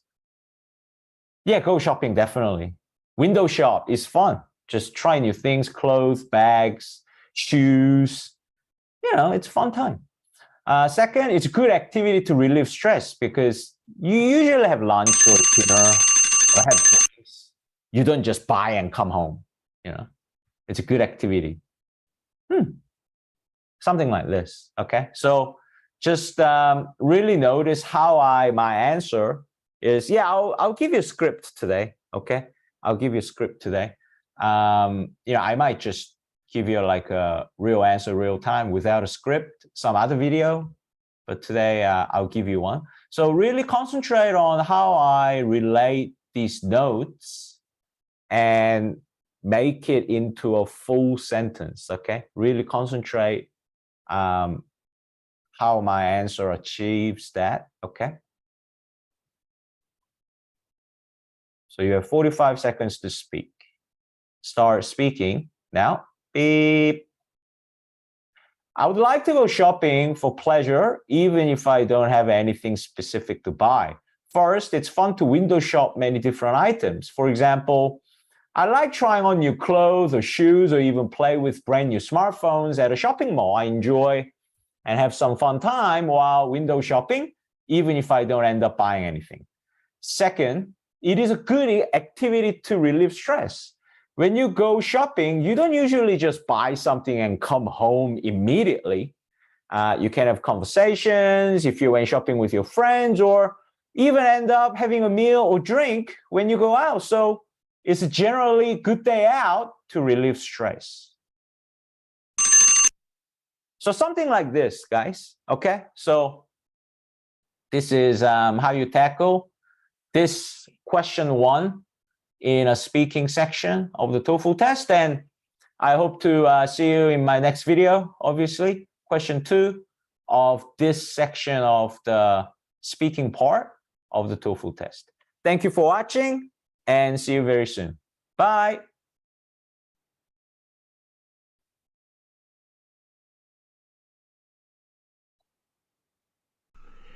In this question, you will read a short passage about a campus situation and then listen to a talk on the same topic. You will then answer a question using information from both the reading passage and the talk. After the question, you will have 30 seconds to prepare your response and 60 seconds to speak. City University is planning to change its graduation ceremony. Read an article about the change in a campus newspaper. Begin reading now.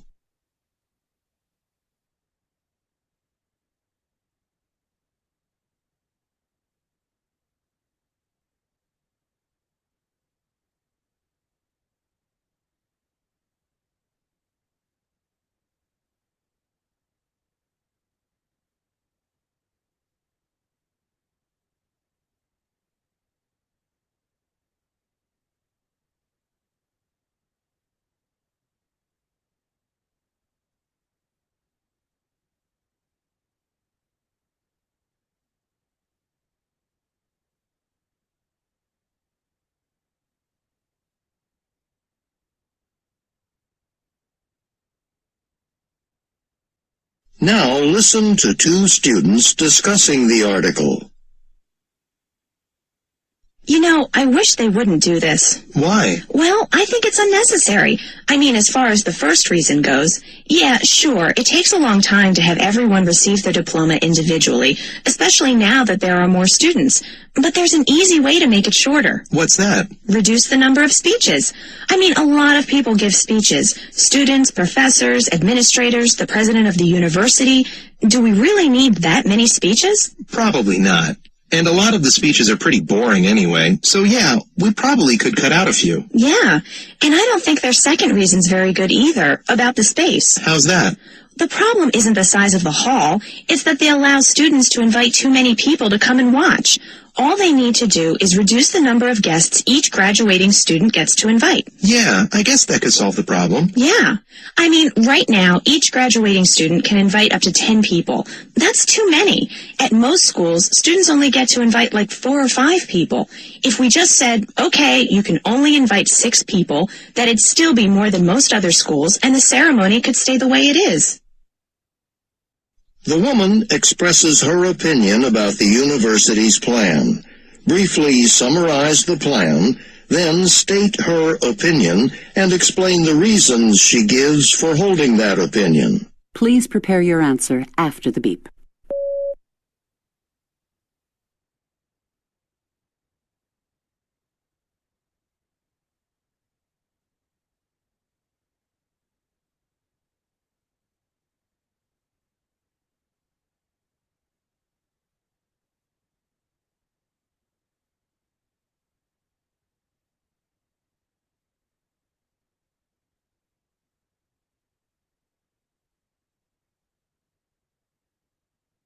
Please begin speaking after the beep.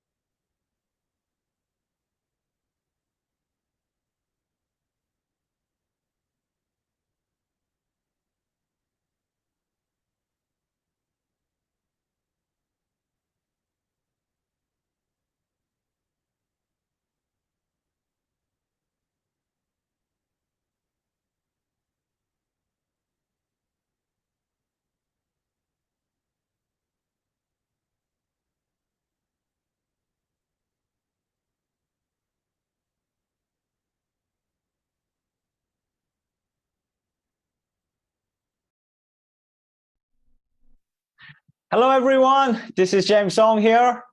Welcome to this video and welcome back for some of you. We are covering speaking section today of the TOEFL test. Specifically, we are covering question 2 of the speaking section of the TOEFL test. Okay, so as you probably know by now, question 2, we are given a reading passage to read and summarize within 45 seconds. And then we're given a listening passage to listen and make summary real time. And after that, we are given 30 seconds to prepare and 60 seconds to finally answer the question and score some points. We'll do a little bit differently today. What I mean is, I will actually show you my reading notes real time rather than comprehending every sentence with you. So I'll do it real time, quietly. I want to like read out loud and explain at the same time, but I won't be able to write good notes in 45 seconds. So I'll put my head down, concentrate, and actually get this done. And after that, we'll go through the notes together and passage together in full before we move on to the listening passage. Okay, so let's get started. So I will start making notes for reading passage in 45 seconds. Here we go. Okay, split graduation. Traditionally, university hold one ceremony. Beginning this year, however, university will hold two ceremony. First half, first ceremony. Second half, second ceremony. Next day. The reason is number of students increase, takes too long, and the hall is too small to include all the audiences, family and friends. All right. Okay, there you go, right? So I've done that in 45 seconds, and let's go through. Thinking back, maybe I didn't have to write this down because, we are not going to use it anywhere. So traditionally before, there was one graduation ceremony, but from this year, university will hold two graduation ceremonies. So first 50%, first half, first half of the students, graduating students will attend the first ceremony, and the rest, second half of the graduating student will attend second ceremony next day. So this is the main idea, I guess. Okay, this is all you need. If you are nervous or feel that your English level is not quite at that level to write two reasons as well, then really focus on this part because this is what you need. Or this is the main idea sentence, isn't it? Right? So really look to make the note taking as I did, or trying to write not a full sentence, but as much as you can if you identify this correctly as a main idea sentence, because realistically that's what you need to speak in order to earn points, right? And the reason for that is, first, as number of students are increasing, the ceremony is just taking too long. And the second reason is that hall, they are having the ceremonies, graduating ceremonies, is too small to accommodate, to have all the audiences. So there's too many people and the hall is too small, right, to have all the family members and friends, right? So that's 45 seconds. So if I just speak freely, I will show you the script later on, but if I speak freely, according to the reading passage, beginning of this year, university will hold, university decided to hold two graduation ceremony. So first half of the students will attend first ceremony, and the rest will attend the second ceremony the next day, right? That would be the perfect answer. Okay, and I won't bother reading the reading passage again one by one, but that's the main idea. Okay, and the first reason is, as the students, graduating students are increasing, as the number of students are increasing, the ceremonies are taking too long. And the second reason is that the hall they are having a graduation ceremony is too small to accommodate all the audiences, including family members and friends, okay, of the graduating student. All right, that's done, right? So let's move on to the listening section by listening to the passage and making notes at the same time.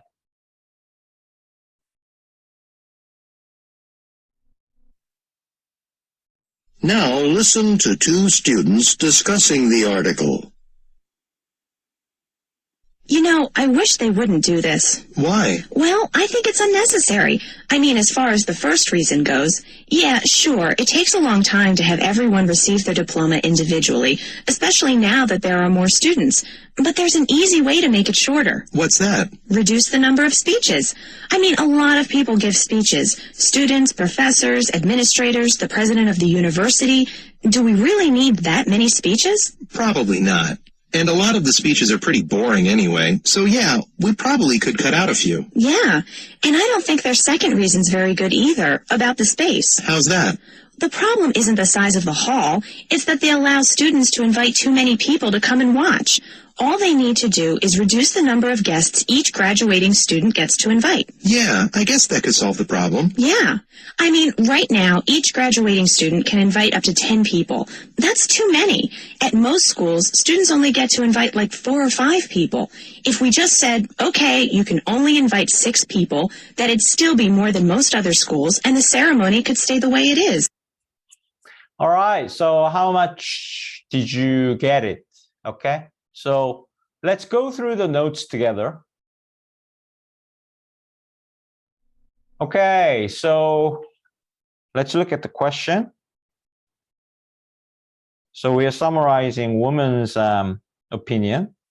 So she disagrees, okay? She wish university do not do this, does not do this, right? So the woman disagrees with the university's decision plan to have 2 ceremonies. First reason is that she believes it's not necessary, right? Yeah, of course, it takes a lot of time to individually receive diploma in the ceremony, but they can reduce the number of speeches to save time, because currently there are too many people giving too many speeches. So they can just reduce the number of speeches, right, to solve this problem, to save time. And the second reason is she believes the problem is not the size of the hall. It's not the size of the hall. The hall's size is not the problem. The real problem is students are allowed to invite too many guests, too many people, you know? So they should reduce the number of people that graduating students can invite. Then that will solve the problem. Everybody can fit in to the hall, no worries. So for example, you know, currently graduating students are allowed to invite up to 10 people, but other university only allowed like 4 or 5, okay?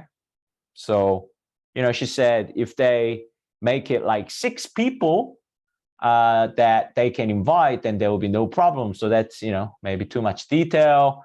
If you say, you know, they should reduce the number of people they can invite to solve this problem, then they should do the job, because we are making a summary. We are not doing the dictation of the listening passage. That's another trick a lot of students, like intermediate to advanced students, fall into, that does not help them score excellent scores in speaking, is that they kind of understand everything in the listening passage. So they write most of it or everything down without thinking, without understanding. And they don't try to summarize it during the preparation time either. So what happens is they're trying to say as much as they can from their notes and from the listening passage they heard and understood. And that's not effective most of the time. That's not summary. And you are not saying in your own words, and also you leave some important parts out while you're saying all the minor details. So, you know, you have to summarize this. You are not repeating exactly what the listening passage said. Okay, please remember that. And I will go into more examples and details in other videos as well. All right. And not just question 2, question 3 and 4 are even bigger problem, because question 2 is kind of easier and you can get away with doing almost like a dictation. You know, you can pretty much, you feel that you could repeat the listening passage kind of, and still you, most of the time, advanced students at least, will think you have enough time to actually finish it within 1 minute, but that's not the case for question 3 and 4. So starting with question 2, we need to really remind ourselves that we are summarizing, we are doing summarization, we are not doing dictation. We are not trying to copy the listening passage, okay? Understand the information, synthesize, change it, mix them up, restructure if we have to, and making our own summary, okay? All right, so yeah, it's done, I guess. So let me,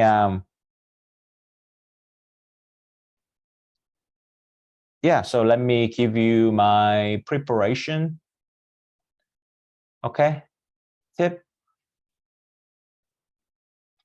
So say out loud in words, okay?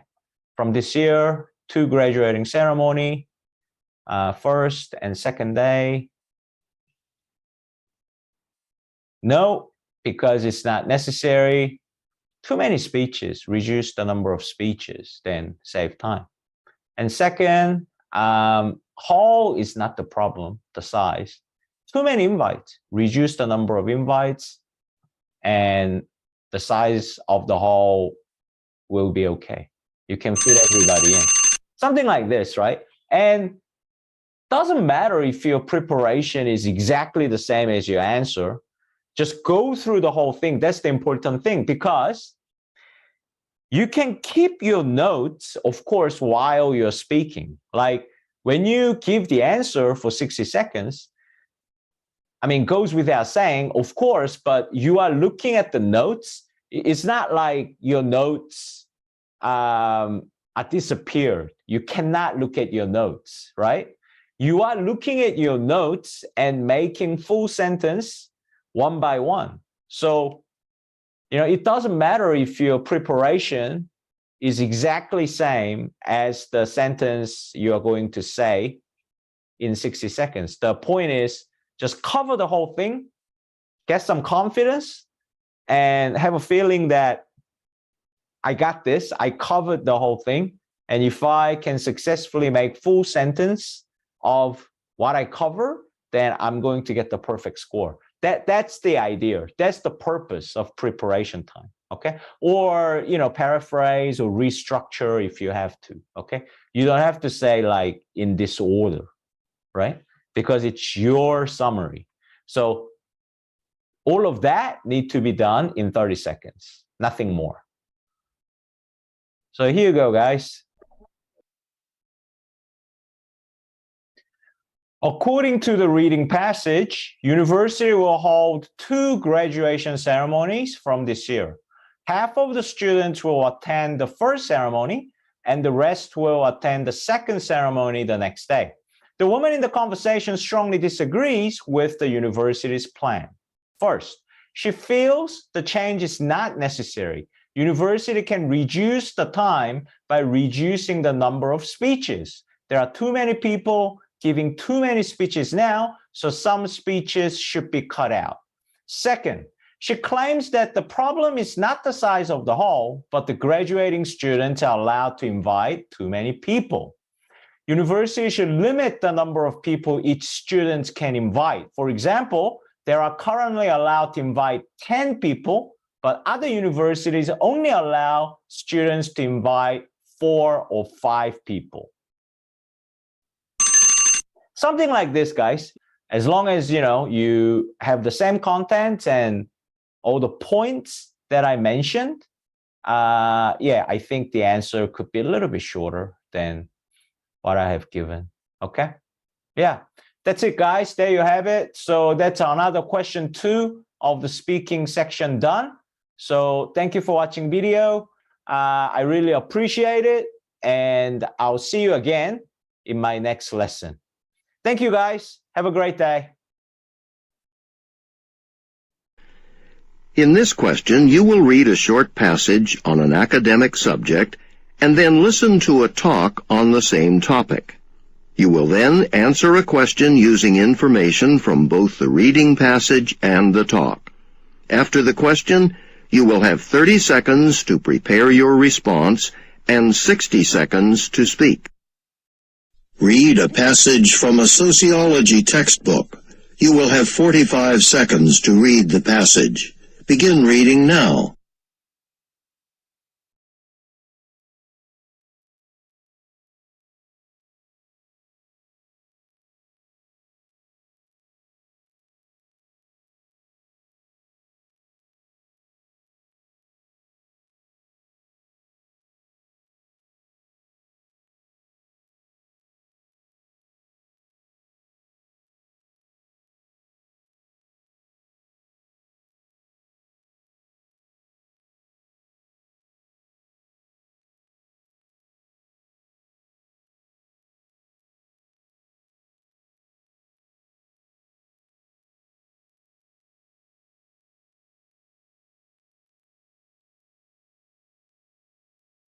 Now listen to part of a lecture from a sociology class.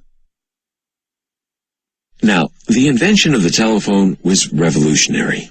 It was a much easier and faster way of communicating than anything else available at the time. However, when the telephone first became widely available towards the end of the 19th century, only businesses used telephones because businesses realized how the telephone could benefit them, how it could help them be more productive. But a lot of people in the general public didn't think the phone should be used for personal communication. Some people didn't like to listen to someone's voice without being able to see them. Also, a lot of people thought that it was rude to call someone on the telephone instead of visiting them in person. They missed the sense of personal connection they got from meeting someone. However, as we all know, people gradually changed their minds about the telephone. It took about 30 years, but eventually most homes came to have telephones, and everyone came to depend on them. Talking to someone you couldn't see began to seem more and more normal. Friends began to call each other just to chat, and just for fun. And after everyone agreed on certain rules of politeness, such as not calling someone late at night, no one considered it rude anymore to make personal phone calls.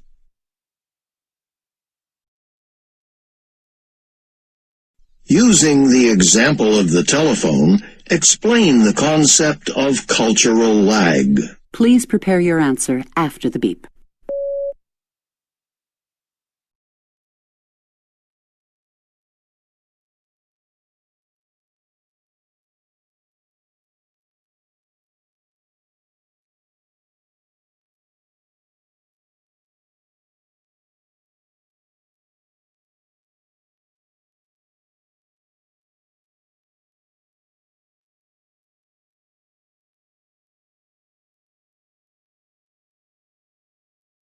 Please begin speaking after the beep.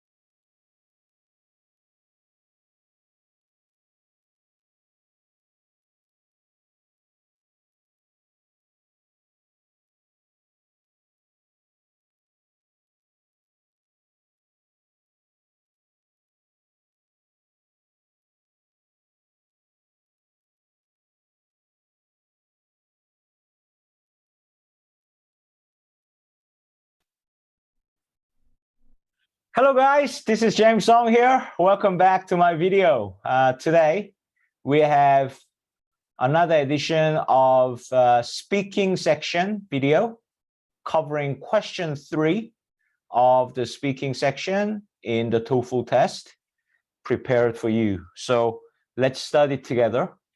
As you know, question 3, we need to cover the reading passage in 45 seconds, and then the reading passage will disappear when you go to the real TOEFL test, and then listening passage will be played.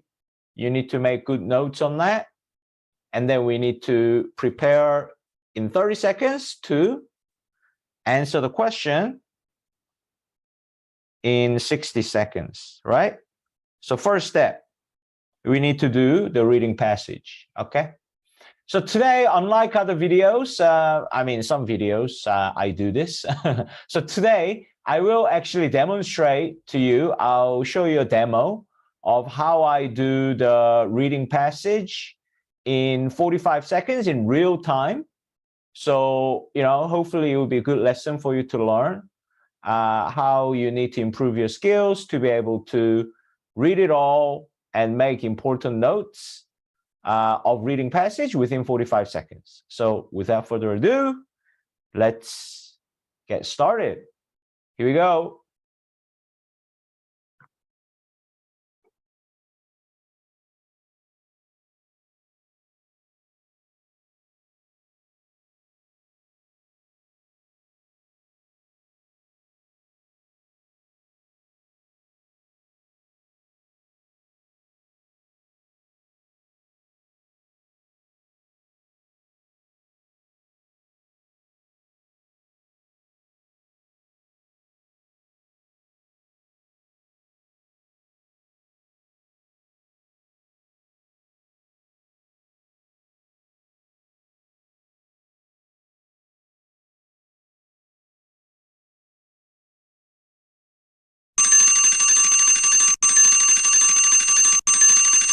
Okay, so this is how I did it in 45 seconds. So let's go through and match the notes to the reading passage sentence by sentence, and let's analyze how I did it, okay? How well I did it, or how good or bad these notes look to answer your question. Technology change, cultural lag. So we need to define what cultural lag is. That's our job. When we speak our answer in 60 seconds from the reading passage, we just need to give a definition what cultural lag is. So let's find it. Technological change occurs very rapidly in modern society, sometimes more rapidly than many people are prepared for. So technology change occurs really quickly, whether people are ready or not. So what is cultural lag? Next sentence. As a result, when new technology emerges, okay, technological change happens, people may struggle for a time to adapt to it. Okay, what is a cultural lag? So I haven't got it so far. This period of transition, okay, so this period from the previous sentence, when new technology emerge, people may struggle to adapt. So this period, when people are trying to adapt to the new technology, this period of transition to new technology or technological changes, okay? When people are adjusting to technological change, so it says it here, so I can just write this down, right?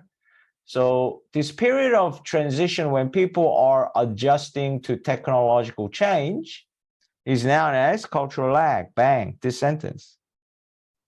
Okay, so I could have written in brief notes, right? But, just wrote little more words for you to help you understand better, right? So this period of transition when people are adjusting to new technological change is called cultural lag, right? Yeah. So we've done our job. Done and dusted. And even if you didn't write down this part, it's okay. It helps you a lot if you write it down or even just read it or remember these two details, supporting details to the main idea, because basically a listening passage is describing these two details. That's what the listening passage will be about. So it's going to be super helpful for you. But just for the points covering the reading part, if you identify and able to say the main idea, one sentence, that is main idea from the reading part, it will help you get the perfect score. Okay? So let's cover the details. At first, so during the cultural lag, at first, people are not accustomed to the new technology, meaning not used to it. You can paraphrase, of course. They are not used to it. It's very new, so they don't know, right? They are not accustomed to it and may not understand it. You know, same thing in this context. So therefore, have a negative attitude towards it. So that's first part of the detail. Okay, not accustomed to it. So they have a negative attitude about the new technology. They don't understand it. Okay, yeah. You could have paraphrased, just not used to, right? And don't know. So they have negative attitude about this new technology.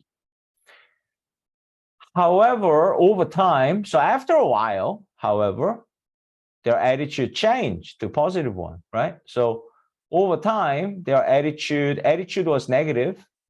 So attitude change. How?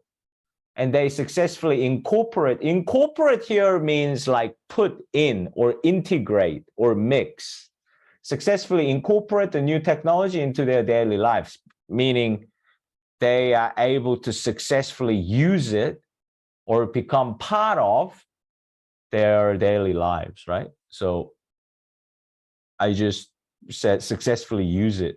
So their attitude changed to more positive. Okay. Yeah, I think it's a perfect job. So next part, listening. Now listen to part of a lecture from a sociology class. Now, the invention of the telephone was revolutionary. It was a much easier and faster way of communicating than anything else available at the time. However, when the telephone first became widely available towards the end of the 19th century, only businesses used telephones because businesses realized how the telephone could benefit them, how it could help them be more productive. But a lot of people in the general public didn't think the phone should be used for personal communication. Some people didn't like to listen to someone's voice without being able to see them. Also, a lot of people thought that it was rude to call someone on the telephone instead of visiting them in person. They missed the sense of personal connection they got from meeting someone. However, as we all know, people gradually changed their minds about the telephone. It took about 30 years, but eventually most homes came to have telephones, and everyone came to depend on them. Talking to someone you couldn't see began to seem more and more normal. Friends began to call each other just to chat, just for fun. And after everyone agreed on certain rules of politeness, such as not calling someone late at night, no one considered it rude anymore to make personal phone. Okay, sorry, last half second has cut out. It's like a audio file problem. Sometimes it works, sometimes it doesn't. Sometimes it just cuts out kind of last half seconds. I'm sorry. So it finishes, nobody consider it rude anymore. Okay, so that's how it finishes. Okay, so let's look at the listening passage. So this is my kind of one sentence or two sentence introduction. And this is my body one. And this is my body two. And as I said, reading, it defines what it is, the cultural lag, to help you understand what cultural lag is. But the detail is, at first, they have negative attitude towards the new technology because they don't understand, they're not used to it, okay? And then over time, gradually, their attitude change because it becomes part of their life. It gets incorporated into their lives, right? Exactly the same, right? So reading is a very strong guide. So whether you can write the detail down or not, that's not important. Like, just write down the main idea to make sure, at least. But really read the detail and understand it and be ready. Like, think, okay, I'm ready. Okay, I'm ready for the listening passage. And think about the details here. And then listen to the listening passage and write notes. Will give you a different outcome. Will give you a much better outcome. Okay, right? Of course it will, right? So look, like at first, when it was probably from here, sorry. Here to here is my first body. Okay, so that's introduction. I don't need. So that's first body down to here, and that's the second body.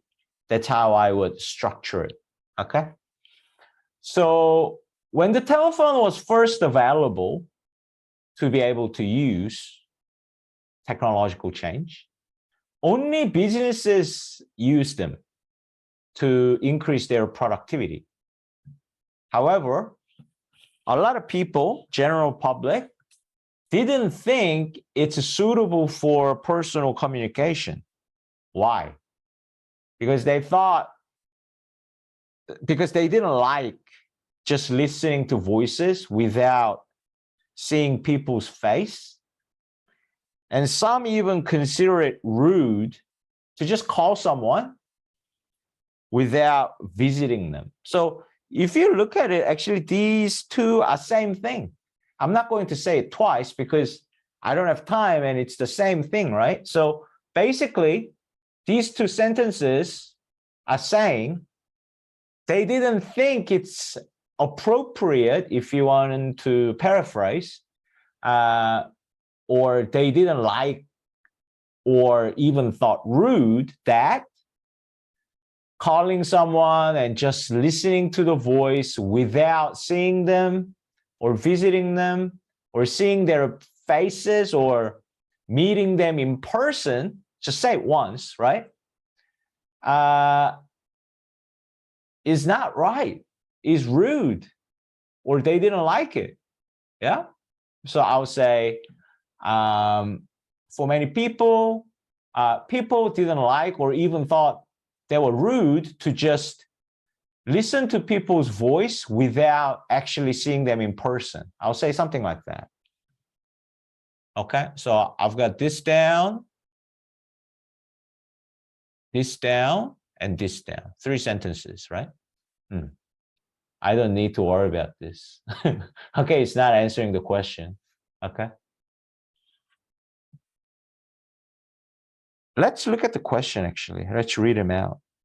Using the example of the telephone, explain the concept of cultural lag. So as I said, you don't have to define the cultural lag. So I might skip this time because you don't need to define it. You can, it's not a deduction, but you can still get the perfect score by just saying, so first sentence will be, professor in the lecture explains the concept of cultural lag by giving the example of the telephone, giving an example of the telephone. That will be my first sentence. And then I'll jump straight to here, okay? Invention of telephone was revolutionary, and when it first became available, only businesses used it. And you can take this out. You can say this, but I mean, who cares about the reason why they used it? We are explaining cultural lag. Our purpose to get the perfect score is explain the cultural lag. We don't really need to talk about how use of telephone for businesses increase productivity. You can say it, but if we don't have a lot of time, then I'll just say only businesses use them, because so from this is a really main part of the first main paragraph. This is just a condition, right? Why they had a negative attitude. They were not accustomed to it. So what kind of negative attitude they had to the new technology, right? Yeah. So a lot of people or general public did not think telephone should be used for personal communication, or, didn't think telephone should be used for personal communication, keyword, because they didn't like, or they thought rude, to just call someone and listen to their voice without actually meeting them in person. Okay, important detail. So first body done. Second body, see how close it resembles the reading? Yeah, it's just implying this part in an example. It's saying exactly this, 100%. So, however, over time, after about 30 years, people have changed, triangle, the symbol I use. So change their mind about telephone. So most homes and everyone start to use the telephones. Most homes came to have it at home, right? And everybody adapted well to use the telephone in their daily lives, right? And it became normal. So it's countering this part, how they didn't like listening to people's voice without actually meeting them as well at the same time. But it became kind of normal to just talk to people without actually seeing them.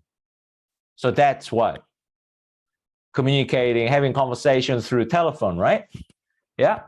So, listen to people, talk to people, communicating personally without seeing them means using telephone, right? So using telephone became more normal, right? Became more and more normal. And if you don't have time, you can take this out, right? Right? It's not like major detail. It's a minor detail. It's an add-on, right? But I'm going to say they also not only didn't like it, but they thought it was rude. So I'm going to put one sentence in there if I have enough time at the end, right? And nobody thought rude to use telephone anymore, as long as you keep the basic rule of being polite. Yeah. And then, they give you more detail in listening, like, for example, or such as calling someone at night, late at night. But this is not a dictation, so I'm not going to actually say that, and I won't have time to say that. I only have 60 seconds. So let me demonstrate to you how I would prepare in 20 seconds. No, actually, it's 30 seconds, isn't it? Let me change the clock. Sorry. I just paused the video and changed the clock. Sorry. Okay, so I'll prepare something like this. So cultural lag is a period of transition when people are adjusting to new technological change. Telephone, when it first only business use. People, no, for personal communication, because no, don't just listen without seeing them. But they changed their mind over time. Homes and everyone uses it. It became more normal to use telephone. No problem. They changed their mind. Yeah, something like this. Okay. And then just, interpret as accurately and calmly as possible, sentence by sentence, okay, into a full sentence. Changing your notes into full sentence will give you the perfect answer that scores perfect scores. Okay, so yeah, let's go through the model answer. Here we go. Start speaking. Now, beep. Cultural lag is the period of transition when people are adjusting to technological change. Professor in the lecture explains the concept of cultural lag by using the example of the telephone. When the telephone first became available, although it was revolutionary, only businesses used telephones. The general public thought the phone should not be used for personal communications because people didn't like or thought it was rude to call someone and just listen to their voice without actually seeing them in person. However, people gradually changed their minds about the telephone, and eventually most homes came to have telephones and everyone started to depend on them. Talking to someone you couldn't see became more normal, and no one considered it rude after everyone agreed on certain rules of politeness. Yeah, so obviously, it doesn't need to be word for word like this. It's my expression, way of expression from my notes. As long as no grammar mistakes and all the points, you have all the points I mentioned, main ideas and details, no grammar mistakes, contents are the same, and the structure, hopefully, like introduction, body, the structure is all the same, then obviously goes without saying, you also get the perfect score when this question comes in the TOEFL test. Okay, so that's it, guys, for the another question 3 done and dusted in speaking section. So thank you very much for watching this video and studying with me. I really appreciate it. And until next time, I'll see you in my next video. Thank you, guys. Have a great day. Bye. In this question, you will listen to a short lecture. You will then be asked to summarize important information from the lecture. After you hear the question, you will have 20 seconds to prepare your response and 60 seconds to speak.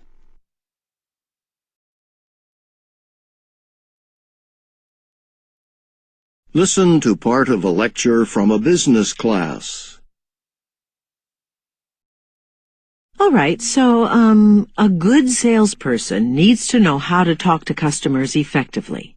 Sometimes customers looking to buy products will raise concerns, things that may be keeping them from buying the product. And salespeople stand a much better chance of selling their products if they can effectively address these concerns. Let's look at a couple of strategies they use to address customers' concerns. Okay, now, one strategy is to point out something special about the product, something that outweighs the customer's concern, like a special feature. Like, say a customer's in an electronics store, and a salesperson's showing her a portable laptop computer. The customer expresses a concern, saying the computer's expensive. Well, that's true. But the salesperson can provide information to outweigh the concern about the price by pointing out how fast the computer is, how much work it can get done in a short time. This special feature may outweigh the customer's concern. Convince her that it's worth the price, so she's more likely to buy it. Now, another strategy is to demonstrate something about the product. Actually use the product in front of the customer in response to a concern. Going back to the electronics store example, say the customer raises concerns about whether the laptop is portable enough, that it looks like it would be difficult to pack up and carry. Well, the salesperson could address this concern by unplugging the computer, putting it into its carrying case, and slinging it over his shoulder, right in front of the customer. That is, he can demonstrate how easy it is to transport. This demonstration may help eliminate the customer's concerns about buying the computer. Using points and examples from the lecture, explain 2 strategies salespeople use to address customer concerns. Please prepare your answer after the beep.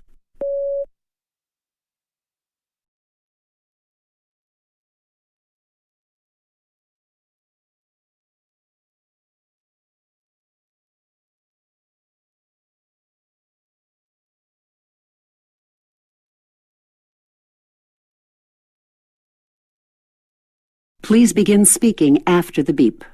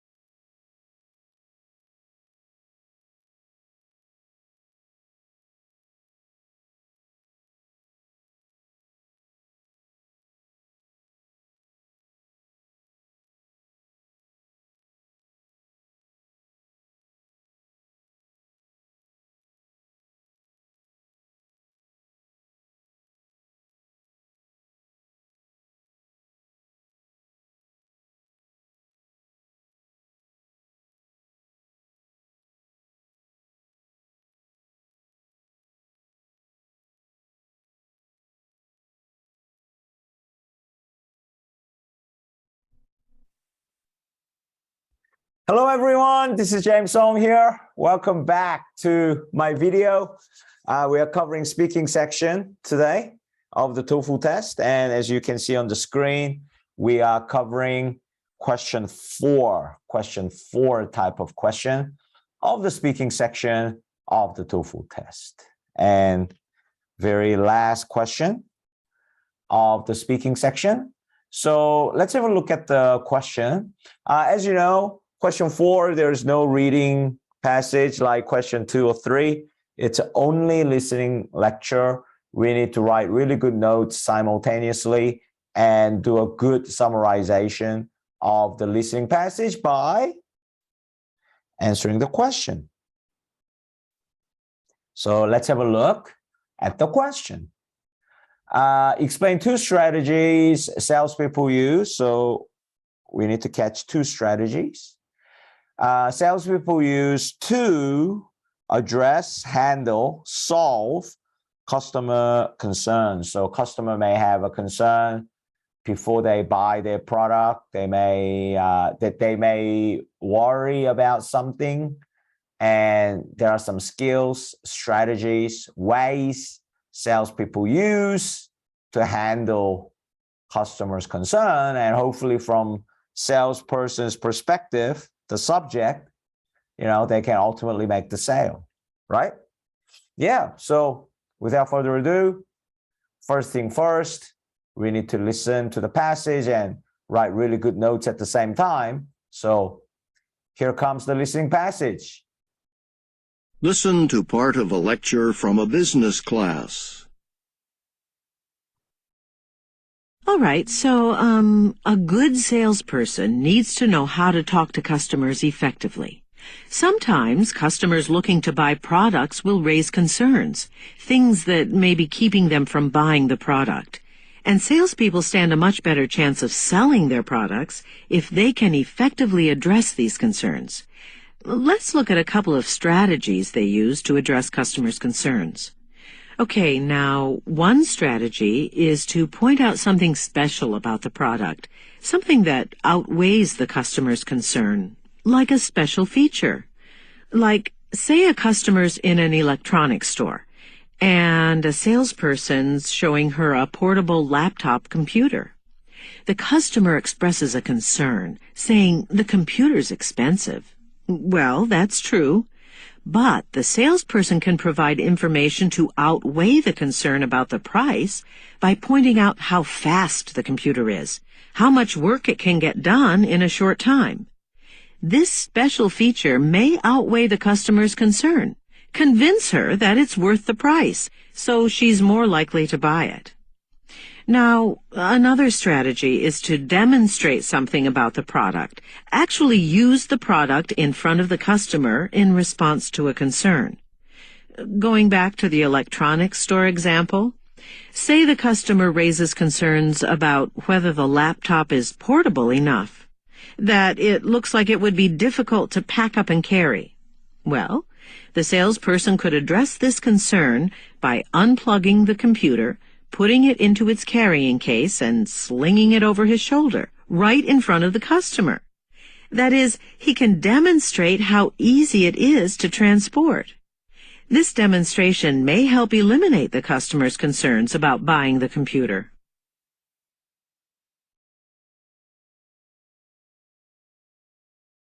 Okay, so I thought I wrote a very good note this time. As always. Just joking. Sorry. Okay, so let's go through one by one.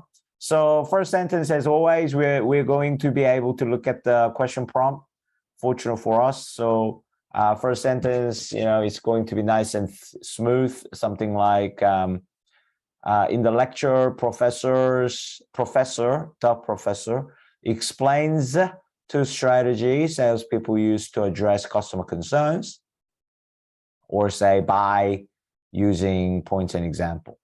Okay, so 1 mark, and go straight into one of two strategies. Okay, as I always say, we don't need to define what makes good salesperson. They must be able to communicate well with the customers, and customers may have some concerns that stopping them from buying, and salesperson have much better chance if they address these concerns by customers, right? We're doing the summary. It's waste of our time.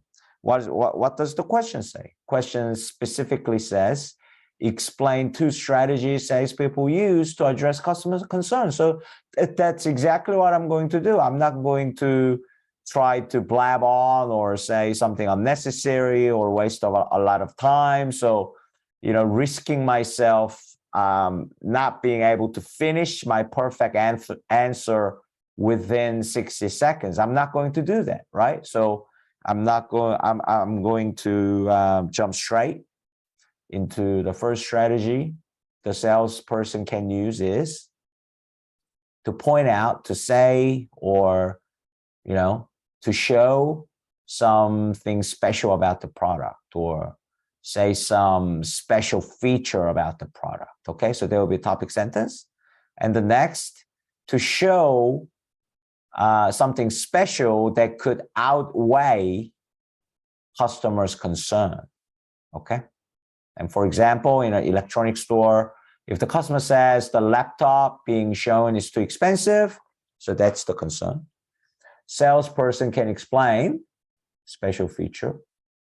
This computer is really fast and it can get a lot of work done in short period of time. Special feature. Okay. 2, hopefully, perhaps, maybe, or 2, outweigh the expensive price of this computer. So maybe customer will feel it's worth it. It's worth the price. It's not watch, it's worth. Okay. So it's worth the price. So they pay a lot of money to buy this laptop, but it's really fast. so they can get a lot more work done in short time, then, you know, they may feel that it's worth the price. It's worth paying a lot of money to get this laptop because they will be able to do more work in less time, right? So special feature outweighing the concern, okay? Yeah. And the second strategy for a salesperson is to do demonstration in front of the customers to show, right? To show the benefits. So for going back to the electronics store example, or going back to the same example as the previous paragraph, if customer also has another concern about laptop being portable or not, or maybe it's not so easy to carry around, then do the demonstration. All salesperson has to do is unplug the computer, put it in its case, and put it on his shoulder, and to show how easy it is to carry this laptop around, or how easy it is to transport this laptop. Bang, perfect score, okay? And you can say this sentence or not, okay? And this demonstration has eliminated customer's concern, right? Or salesperson can eliminate customer concern by topic sentence, okay? By showing demonstration. But you already said that. So if you said until here perfectly, so that's kind of like conclusion, because listening gave me that. I wrote it down. So like you're emphasizing. But if you said it until here, okay, definitely full score, perfect score, okay? So the toughest thing about question 4 maybe is practicing so we succeed preparing the way I teach you to prepare within 20 seconds, which is extremely short time, and it's tough for me as well. It's very, very short, okay? Okay, 2 strategies to address customer concern. First, say something special about the product to outweigh the concern, like expensive, but it's really fast, so you can do a lot of work. Second, do demonstration. Laptop, is it portable? Show her. Unplug, put it in the bag, carry it around, show it's really portable. Okay, I got the full mark. See, it's really tight. You have to like become a machine, TOEFL speaking machine to get the full score in question 4. But you know, like you feel good. You may feel that question 4 is easier than question 3 because you don't have a reading passage, so you don't have to summarize them, and you don't have to spend, you know, you have to be really tight within 10 seconds or 15 seconds to summarize the theory in reading passage in 1 sentence in question 3. That's a pressure, right? But if you're really good, you know, question 4, you don't have to do any of that. It's full out listening. So if you make the perfect notes like this, then you don't have to worry about reading passage and just nail it, right? So, you know, think positive. Depends on how you look at it. But sorry to blab on here. But one thing that is tough for sure is that you only have 20 seconds to prepare. 30 to 20 seems like only 10 seconds difference, but 10 seconds is huge. You know, you used to get 30 seconds to prepare. Now you only have 20 seconds to prepare. That's huge difference. So the biggest challenge you need to take on and practice in the right way is practice preparation time again and again and again, and practice until you do it well, because it's hard to prepare the whole outline in 20 seconds. And make sure you speak out, make sound too, okay? All right, guys, so I think I've done the full job already. So we'll move to the last section. Looking at the script, doing it in real time within 60 seconds to demonstrate to you how the perfect score can be made. Demonstrate to my students, my customers. All right, let's go, guys. Start speaking. Now, the professor in the lecture explains 2 strategies salespeople use to address customer concerns. The first strategy is to point out something special about the product, show the special features that can outweigh the customer's concern. For example, if the customer says the laptop shown is too expensive, then the salesperson can show how fast the computer is and tell her lots of work can be done in a short time. Now, the customer may feel that it is worth the price. Second strategy is to do a product demonstration. Use the product in front of the customer. For example, if the same customer is worried about the laptop's portability, the salesperson can unplug the laptop, put it into its case, and carry the computer around on his shoulder to show how portable the laptop is. This demonstration can address the customer's concern. So something like this, guys, something like this, can be a little shorter. I used up like absolute maximum every seconds of 60 seconds. So, if you feel it's quite a long answer, I don't think it is. You should be able to say it within 60 seconds, but, you could shorten it. But I think you need these contents to get the perfect score for this question, okay? You don't need anything more than this, but,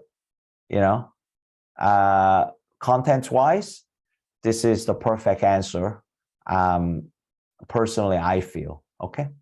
So, yeah, that's another speaking set completed by completing question 4 of the speaking section. Once again, thank you very much for watching this video to learn, and I really appreciate you guys have decided to watch these videos to learn with me and improve your TOEFL score. So I'll continue to work my hardest to come up with the best lesson that I can give you. So thank you very much. I really appreciate it, and I'll see you again in my next video. Thank you, guys. Bye.